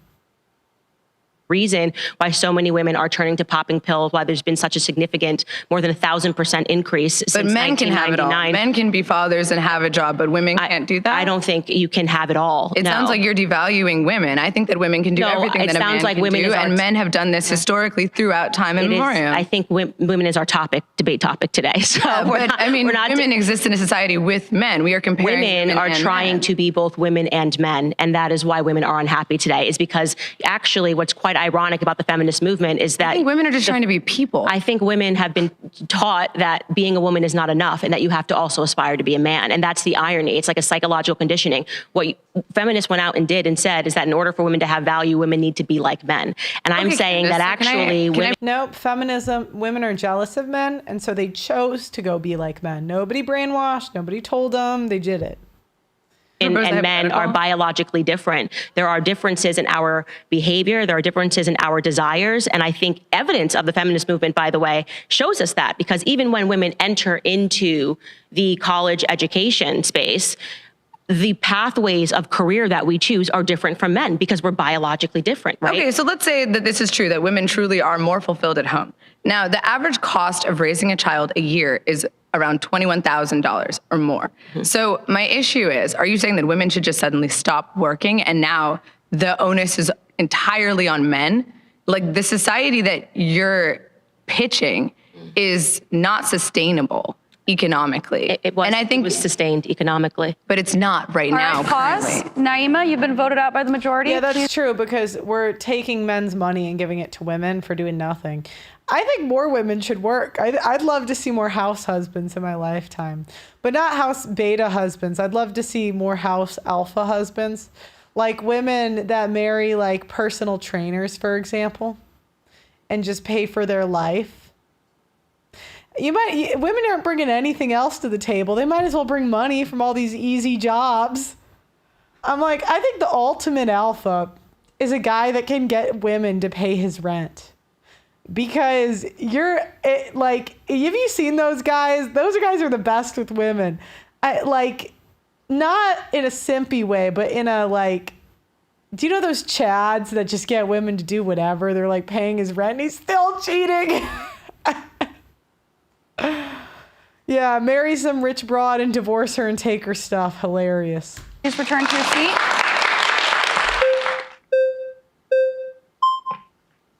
Hi, I'm Ceci. Nice to meet you. Nice to meet you. So your claim is that women will be happier at home. I think you're conflating, though, happiness with importance, because I get what you're saying, where a woman can write a book and have kids, but the kids are always going to make her happier. But I think it just means that kids are always going to be more important, not necessarily make you happier. But also piggybacking on Naima, we don't live in an economy where people typically can have a one-income household, right? Whether it be the mom or dad that stays home. And so I think, and you keep bringing up the 1950s, which because it was right before the fact. I just don't know if that's the period of time that you want to go back to. No, I'm just going back to the first wave of feminism. But you want to undo progress that's been done. So I'm curious as to what decade you'd be comfortable living in, especially as a Black woman. Okay, so we're gonna park aside the race politics because I want to focus on. Okay, then as a woman, what period of time do you want to go back to? Just as a woman, I think that it was probably a better environment for women when we understood that raising our children was. I heard the 60s were fun. And the 70s. I heard life was great in the 70s. I think that's what I would pick because actually I like today, but I've heard I would have loved to have been around before social media and just see what life was like back then.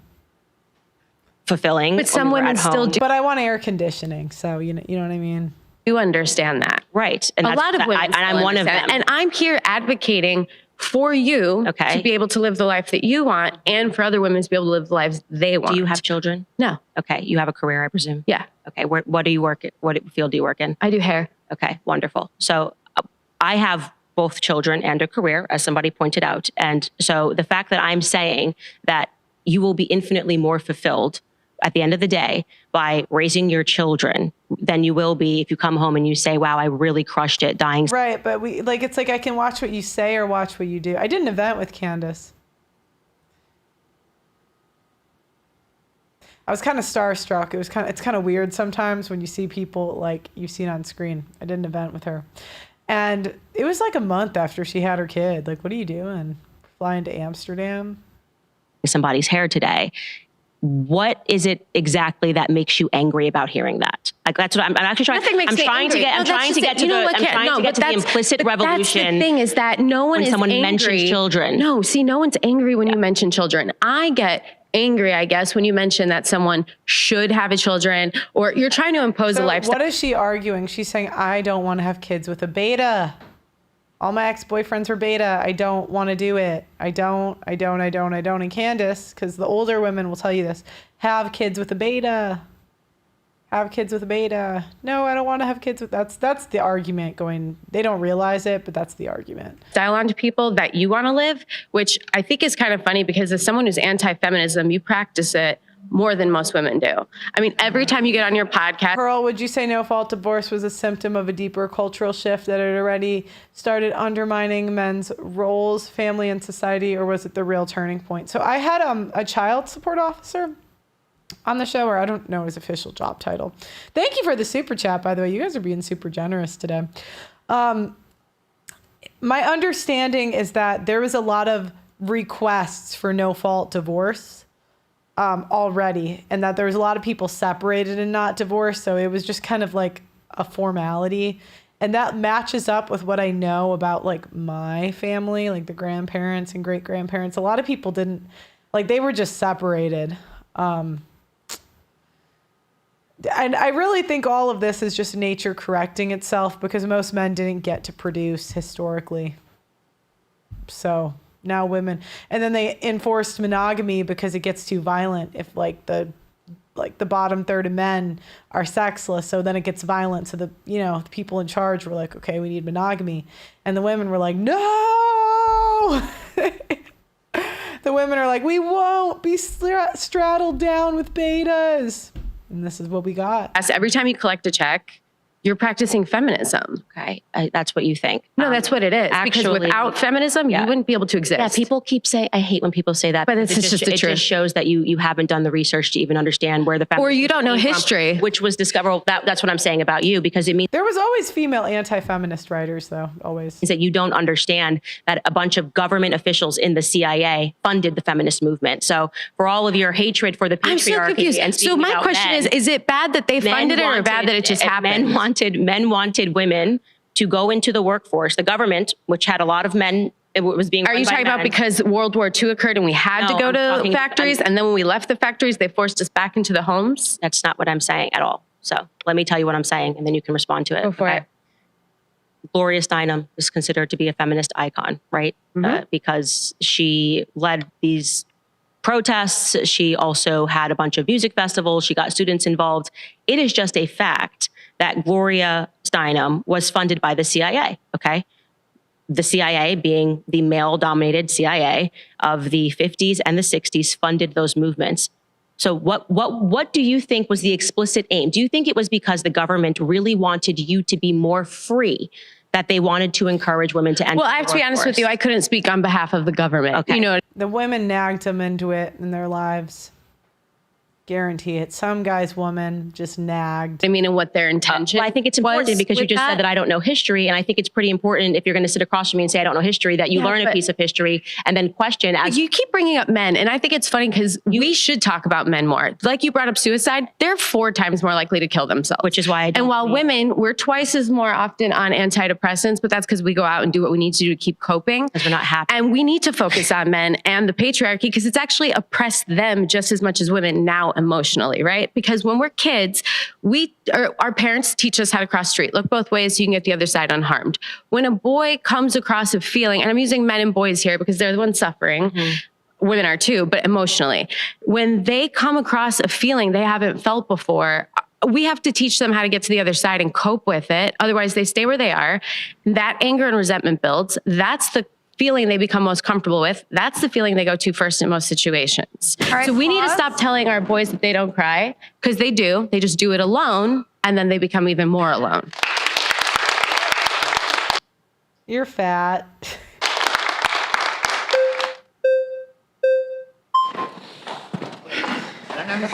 All right. Jasmine, nice to meet you. Okay, so you say that women are more fulfilled at home with kids than going out into the workforce or getting educated, but that just really doesn't bear out when you look at the stats, when you look at how working mothers are way less likely to be in poverty. Maternal education is the #1 predictor of childhood outcomes, better scores, getting higher incomes in the future, fewer behavioral problems, better mental health. So it's weird to me and college-educated women are least likely to get divorced, and they're the only women, the top 10% of women are the only women whose marriage rates are going up. So they're getting married, they're staying married, and their kids are doing better. When you look at stay-at-home mothers, you see that they're more likely to report being depressed, they're more likely to report having anxiety and anger and all these types of things. So how can you say that? She won't speak for the government, but she will speak for men, SMH. Seems like a woman, if you want to get married and have kids, you should go to college and have a career. So it sounds to me like we are looking at totally different statistics, because everything that you said, I've actually read the exact opposite. I'm glad Well, let's not talk about, I do studies because I have to. It's part of my job. I can't just not use studies. But let's talk about what we see in real life. What do you see? Are women unhappy? I don't see young women being unhappy. I see old women unhappy when they can't get the attention from alphas anymore. That's who I see. That's when women crash out. On a fact check show with you. Right, exactly. Oh, it's so exciting. That's going to be amazing. Okay, because I know, like I said, I think what we're talking about is that there was this widespread report on. When did this girl get fat? My God.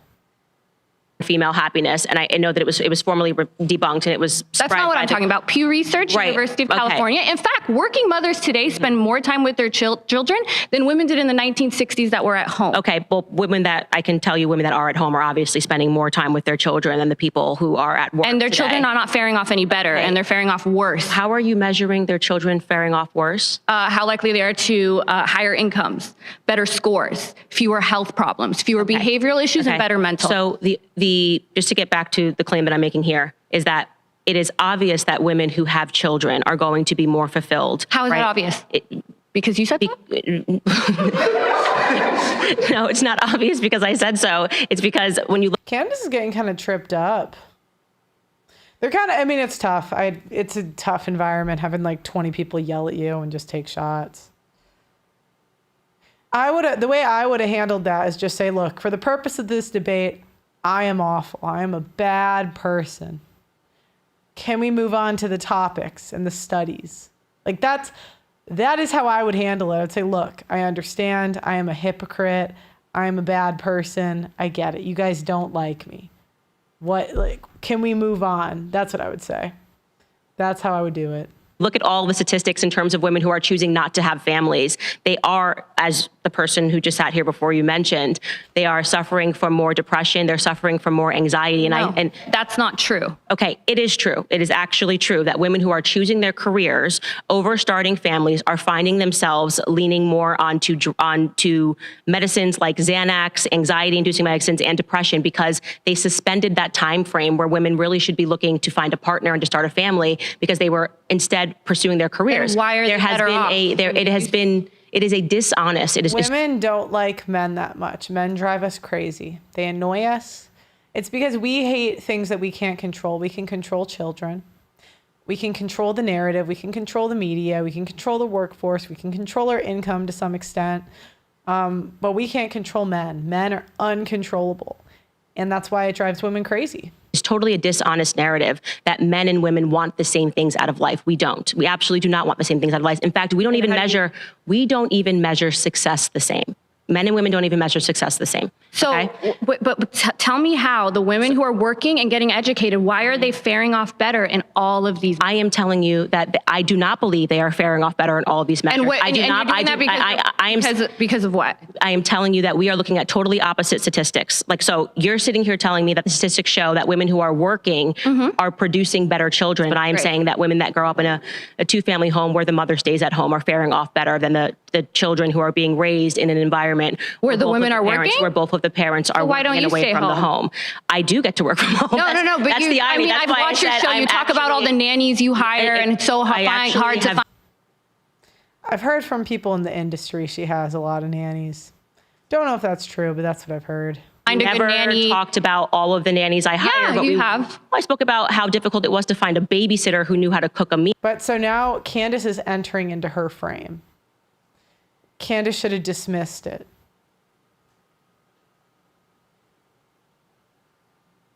What would I have said? I would have said, you talk about all the nannies you hire.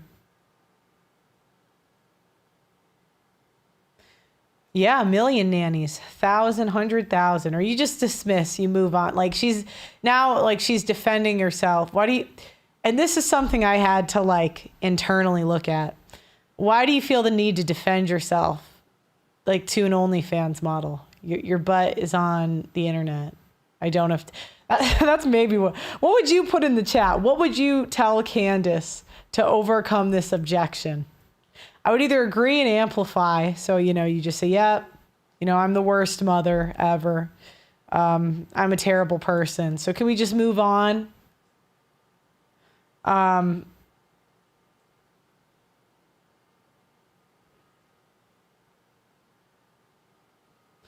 Or I would go a different route and say, let me listen to the rest.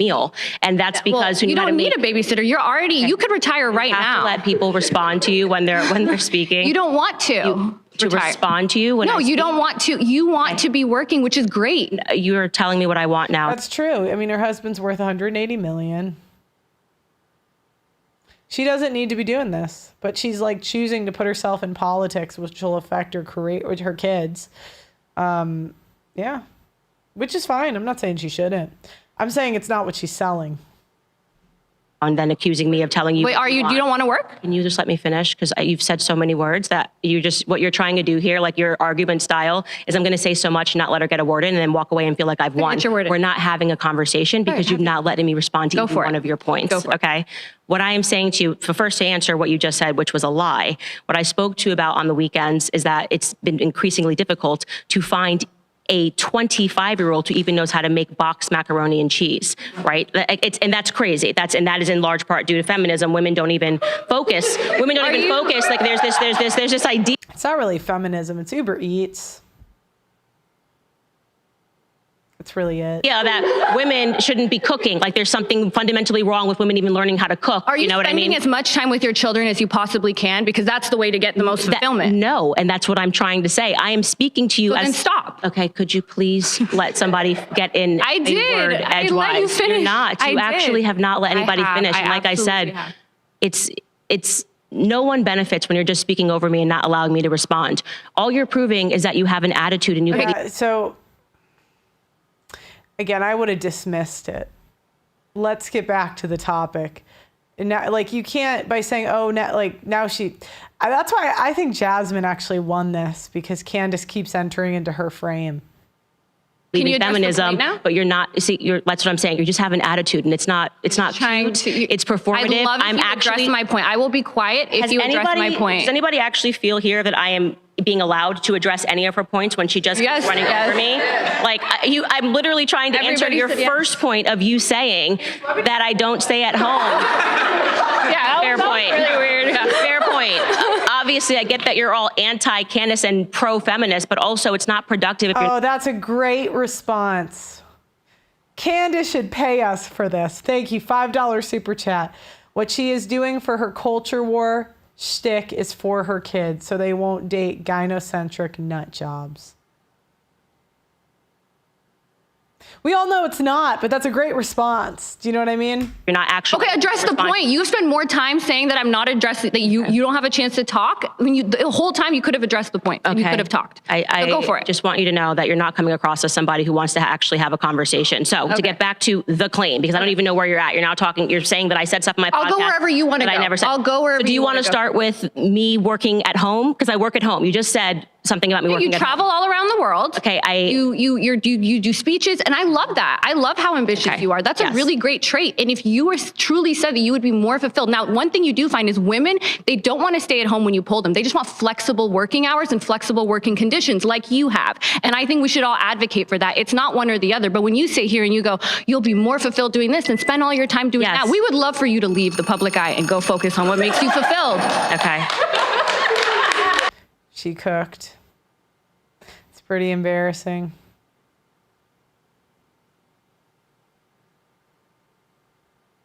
That was a great response. If you had anything else that she should have added, it's tough. It's a personal attack. But that's what happens when you use your kids to build your brand. I had a public relationship once, and I regret it with everything in me. Making it public, you know what I mean? It's just, yeah, you don't want to do that. That's why I'm kind of iffy when I talk about, like, my personal life, because people just use it to weaponize it against you. And you learn this when you get into media. But yeah, if you cosplay trad and you're like putting on your Instagram stories, you cooking for your husband and stuff, yeah, that's what you get. Hey, before we go any further, we want to take a moment to say thanks so much to Straight Arrow News for powering the... We live under a... All right, so we got half of it. Okay, well, let's see. We're about an hour into this video. I want to do this tomorrow, too. I'm just debating how I want to cut it. We'll do a little bit. We live under a matriarchy, not a patriarchy. Matriarchy, not a patriarchy.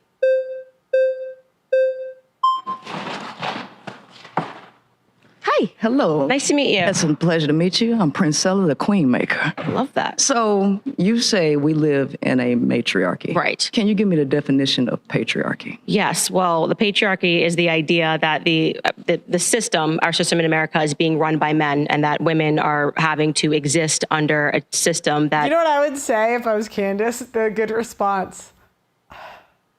I do work. I have to bring home the bacon for my husband. I got to give him king treatment. I got to treat him like a king, you know. Is Jasmine Jafar a 5? I would put her as more attractive than Candace, unfortunately. I'd put her at like a 6.5 because she's younger, a little prettier, I'd say, even though she has work. Immediately disadvantages them because men are behind it. And I disagree with that pointedly. I think actually we're living in a society where people are being very much influenced socially and politically by women. Okay, so the denotative definition of patriarchy is father rule, and where positions of government are held majorly by men, where women are largely excluded. So 125 House of Representatives are female, and that's only about 25%. Right. And only about 28%. Right, but they have to cater to women because women are the biggest swing voting bloc. 8% make up Senate, and 3.3% of Congress up until this date have ever been women. So by denotative definition, we literally live in a patriarchy. Yes, so I disagree with that. So I think what this gets to, which is actually an important part of the conversation, is that people always think that where there is disparity, there's somehow inequality, and I actually reject that entirely. I think it's just a difference in what we're interested in. I think we're biologically wired, we're interested in different careers, and just because if we looked in the fashion industry and said, oh, well, it's being dominated by women, it wouldn't mean that, okay, well, that means that the fashion industry is a matriarchy and men have no sense. It just means have no ability to communicate how they feel in the fashion industry. I literally think that those numbers show that we're just biologically different. So I actually think politically, women have shown that they have a lot more power than men have. And I'm talking about just in terms of political movements. The most recent I can think of is the Me Too movement, right? If a bunch of women get together and complain about a man and refer to the patriarchy and scream, generally speaking, let me know if you agree, the media will celebrate that. If a bunch of men got together and were shrieking and speaking about women, generally speaking, the media would call them all white supremacists and say that we had a misogyny problem and that things were really wrong in society. Women are allowed to be more vocal in general about problems than men are. Well, let me speak to that.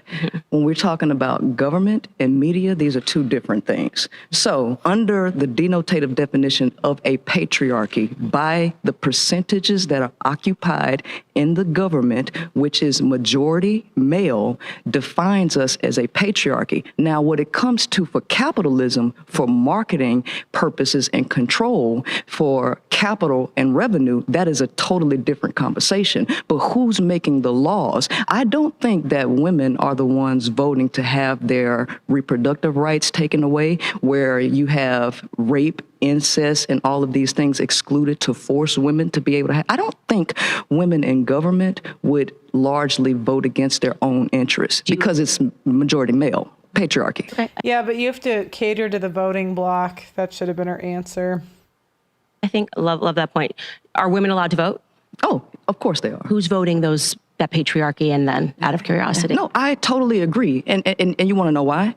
Because there are so many women who think like you. You submit to the idea of men ruling everything. And your ideology is spread across. I think what I would say in these debates would get me kicked off of YouTube. Yeah, because they're better at everything. And you guys are nuts. I don't want a woman in charge. Not all women, not all women. Oh, I can't. Is that hard for you guys as men, just thinking these things and not being able to say it? Government and media are not separate things.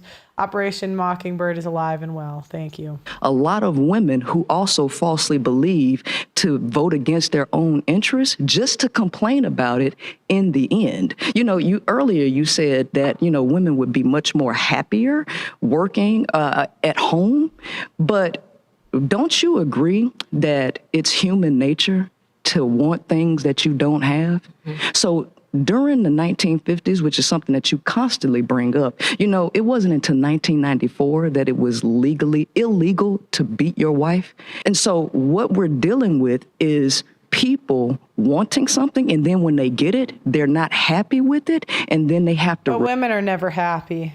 So, like, the first mistake was ever trying to appease women, because you can give them the world and they still won't be happy. Vote that idea for something else. And so what you're saying is that women vote for these things because they have the same mentality as you. Okay. So you're acknowledging that women have the freedom to vote. Yes. And you're saying that women are still existing mentally, even with the freedom to vote. Correct. They are voting men in because we are still victims of... No, I don't believe in victimhood. I believe in lack of education and lack of knowledge, because one of the things that you also say... Do you think that it could just be that more men are running for positions of office? No, not necessarily. Because remember, the United States, the average reading comprehension of people... I think it's because men are better at everything, but not all.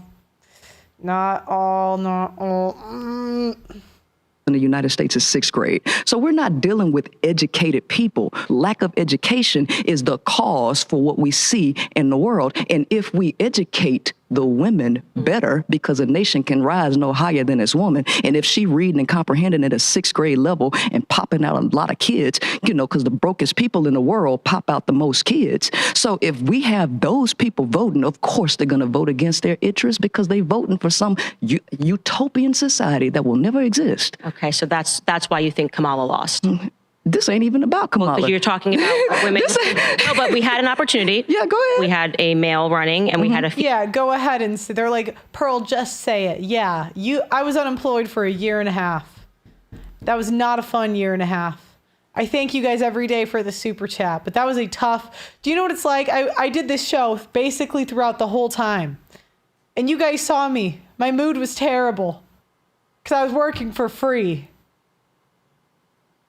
Yeah, so, yeah. Female running. And we actually showed that Trump increased the amount of women who voted for him, right? So Because Trump's an alpha. That's why. Women love alpha men. I'm asking you, do you believe that the reason that happened was because women became less educated during that time? They've always been less educated. Did you know that UNESCO says that that 2/3 of the 7.7 million illiterate adults is women? We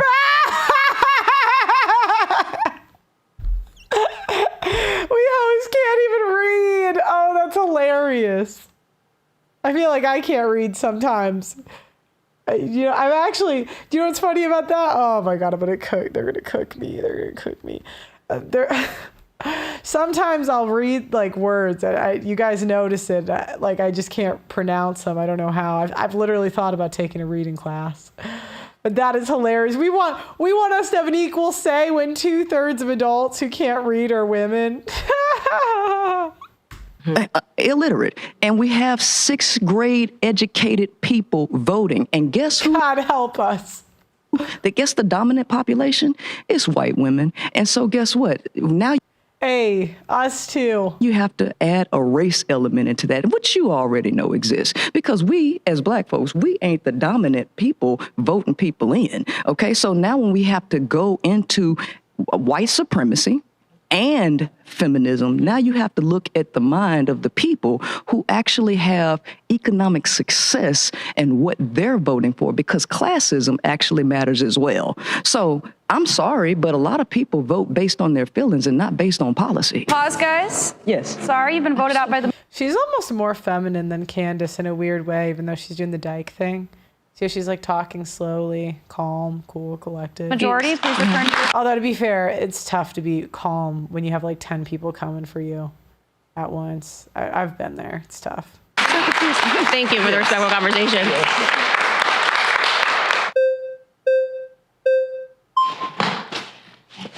Hi. Hi.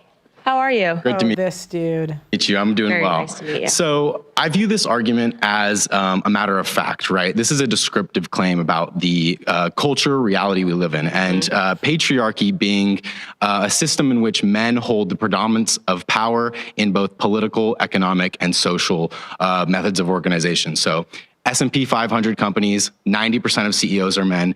Board members, 70% of CEOs are men. Because we can't do it.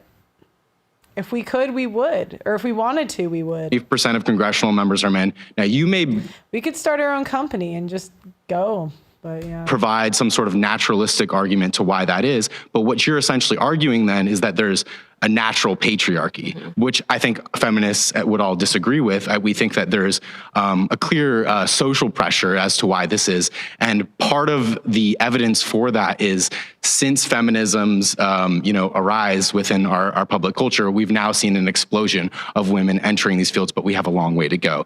But fundamentally, the claim regarding patriarchy or matriarchy, we are so much closer to where we were just a few decades ago or a couple generations ago where women couldn't hold a credit card than a system where men can't hold a credit card. We're still much closer to that form of society. Why would you say that we're closer to that? What do you mean by that? Did you just qualify that? Because in terms of economic power, so for example, household wealth, women own 55 cents to every dollar a man owns. Who controls household spending, though? You talk about how the money's made in America. How is it being spent? Who spends it? So it's primarily spent by women, as you've noted, but then the money where the profit's being generated, it's being generated by men. Would you rather be the people that are spending and deciding on what the money's being spent on, or would you rather be the person that's just working to earn that? Well, CEOs and board members aren't working. They own the shares and they're making the profit. Yeah, well, when you own profit is making. You would much in a capitalist system, by definition, you would much rather be making the profit than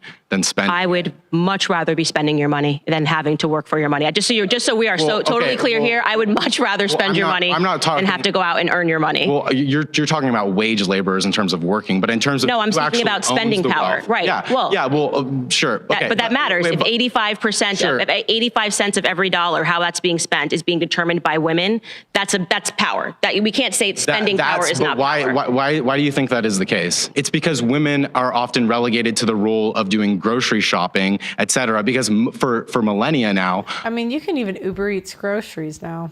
What more do we want? Or from millennia up until now, women were unable to enter the workforce and have economic political freedom. So let's get into the reasons, because you brought up something that men are the people that are at the top of these companies, these Fortune 500 companies. Right. And political power. You're absolutely right. Pearl Reed, you are so dead on. As long as they think they're getting their cake and eating it too, they think they're happy when they're still too young to reap the results. Yep. Let me see what else we got. Pearl, what is the one thing that a guy gets from a woman that is specifically unique to women? Sex and feminine appearance. Everything else can come from alternative sources. Yep. I want to see if there's any more. By the way, we get unlimited super chats on the website. So it's $10 a month. We're about to move the school into the app. So everything's going to be on the app. I think I fixed the app. So if you guys could confirm that I did, if you can see it in Google Play in the App Store, it's the Audacity Network, who, help a girl out. I see it on my phone, but I just want to make sure you guys are. We're going to spend some time on the website. So if you guys have any comments, questions, complaints, concerns, feel free to tell Doug MPA in the community section of the website. And then we have time to get to it. Again, we're a little short staffed because of the 1.5 years, but now we're moving mountains. You just got to give us a little time. Why is that? It's primarily because the women haven't broken the ceiling quite yet in terms of meeting men. One more. This guy has a nightstand full of dildos. Yeah. In terms of parity with these sort of powers. But what we've seen with the explosion of feminism is that women have actually begun to enter these companies, have risen into both political and economic positions of power. But that continues to grow year by year, which shows that these social pressures are actually breaking apart as soon as feminism comes into play. So what I would say is what that shows you is that women and men have different interests. And I think this gets into what I was saying, that just because you see men like making money, women like being lazy. That's the different interests. Disparity does not mean that it's not just a disparity in what our interests are. That's what's being represented. I don't know why there has been this idea that women should want to aspire to work 80 hours a week in order to be on par with men. Women don't want to do that. They don't. Do you think that interests are innate, or do you think I think the interests are innate. So why is it then that, for example, in the 1980s, only a quarter of college graduates were women, where now majority of college graduates are women? That shows that because of the way that social pressures have actually changed, women's interests are actually now changing too. A majority, I think, or at least half of law school graduates are now women. It used to be the case for example, a few hundred years ago, that a lot of primary philosophers like Immanuel Kant, Hegel, didn't even believe women could be reasonable. Now here you are today doing a debate with. They can't be. We can't be. Look, I might be reasonable right now, but I mean, who knows? I might be unreasonable tomorrow. I've seen more reasonable women than me become completely unreasonable. God, we can only hope, you know what I mean?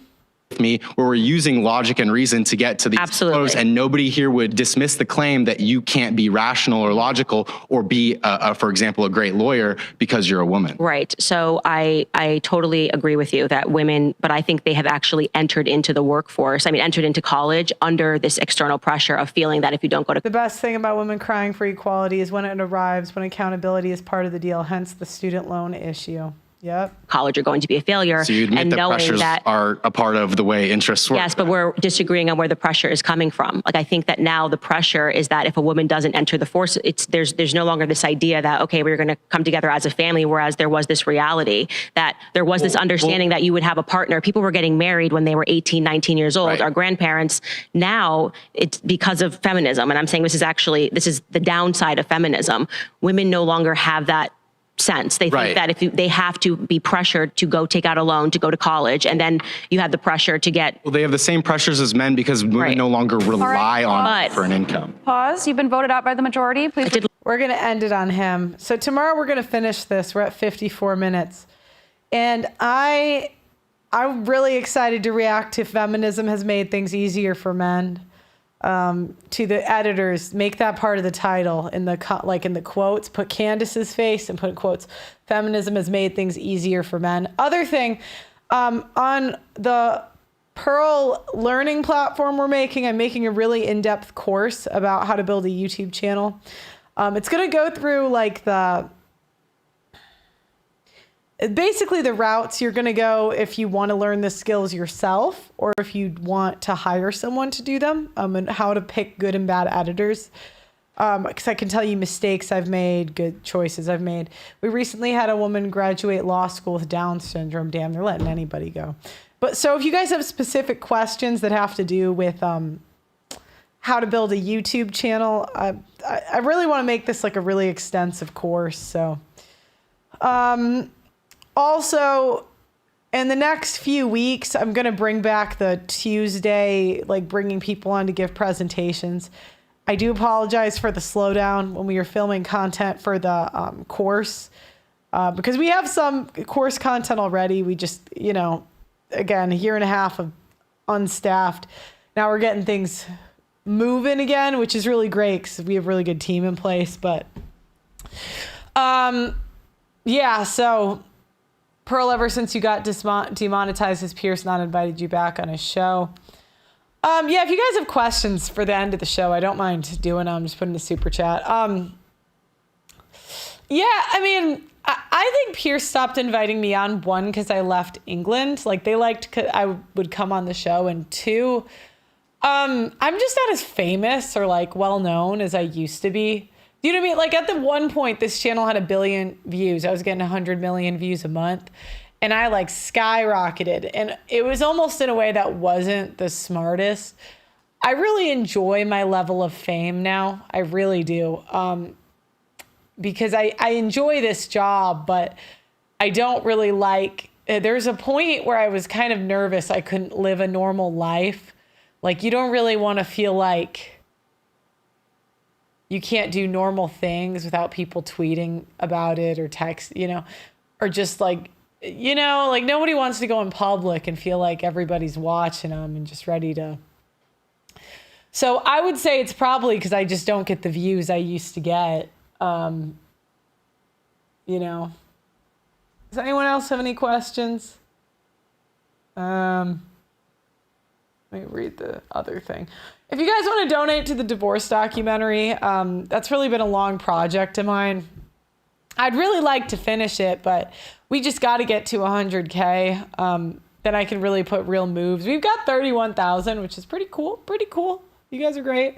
But I really want to have like a 6 months to a year salary saved for the person we hired to do this. And the reason is I would hate to start and stop again, because that's really what happened last time.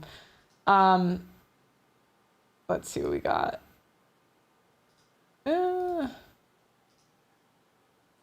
I don't need bodyguards. I don't want to say that. I don't want to jinx it, but I can live a normal life now. But after the Tate interview, everywhere I went, I would be recognized. Like, I couldn't really go outside and not have someone come up to me and want to take a picture and stuff. I still do now, but it's just a lot less, where I can just live a lot more normal of a life. Pearly, I dipped out. Did you answer my chat about needing an editor? Okay, so I'm not hiring for the documentary thing. I'm raising the money first. Once we raise the money, I'll look into that. We are hiring clippers, so we have to figure out the onboarding process, but I have a lot of clips channels that are monetized, and I'm doing 20/80 splits with people. There's no cap, but we need to train the people we onboard on how to not get, I need you guys to not clip or do certain, I need you guys to stay within guidelines in your clippings, so you can't get hate speech in the title or the thumbnail. So we got to figure out a way to manage that. So once we figure that out, we are doing 20/80 splits. And there's going to be an affiliate program with that for the course. Let's see what else. If there's anything else I should read. Otherwise, we're going to end the show, because I got to... I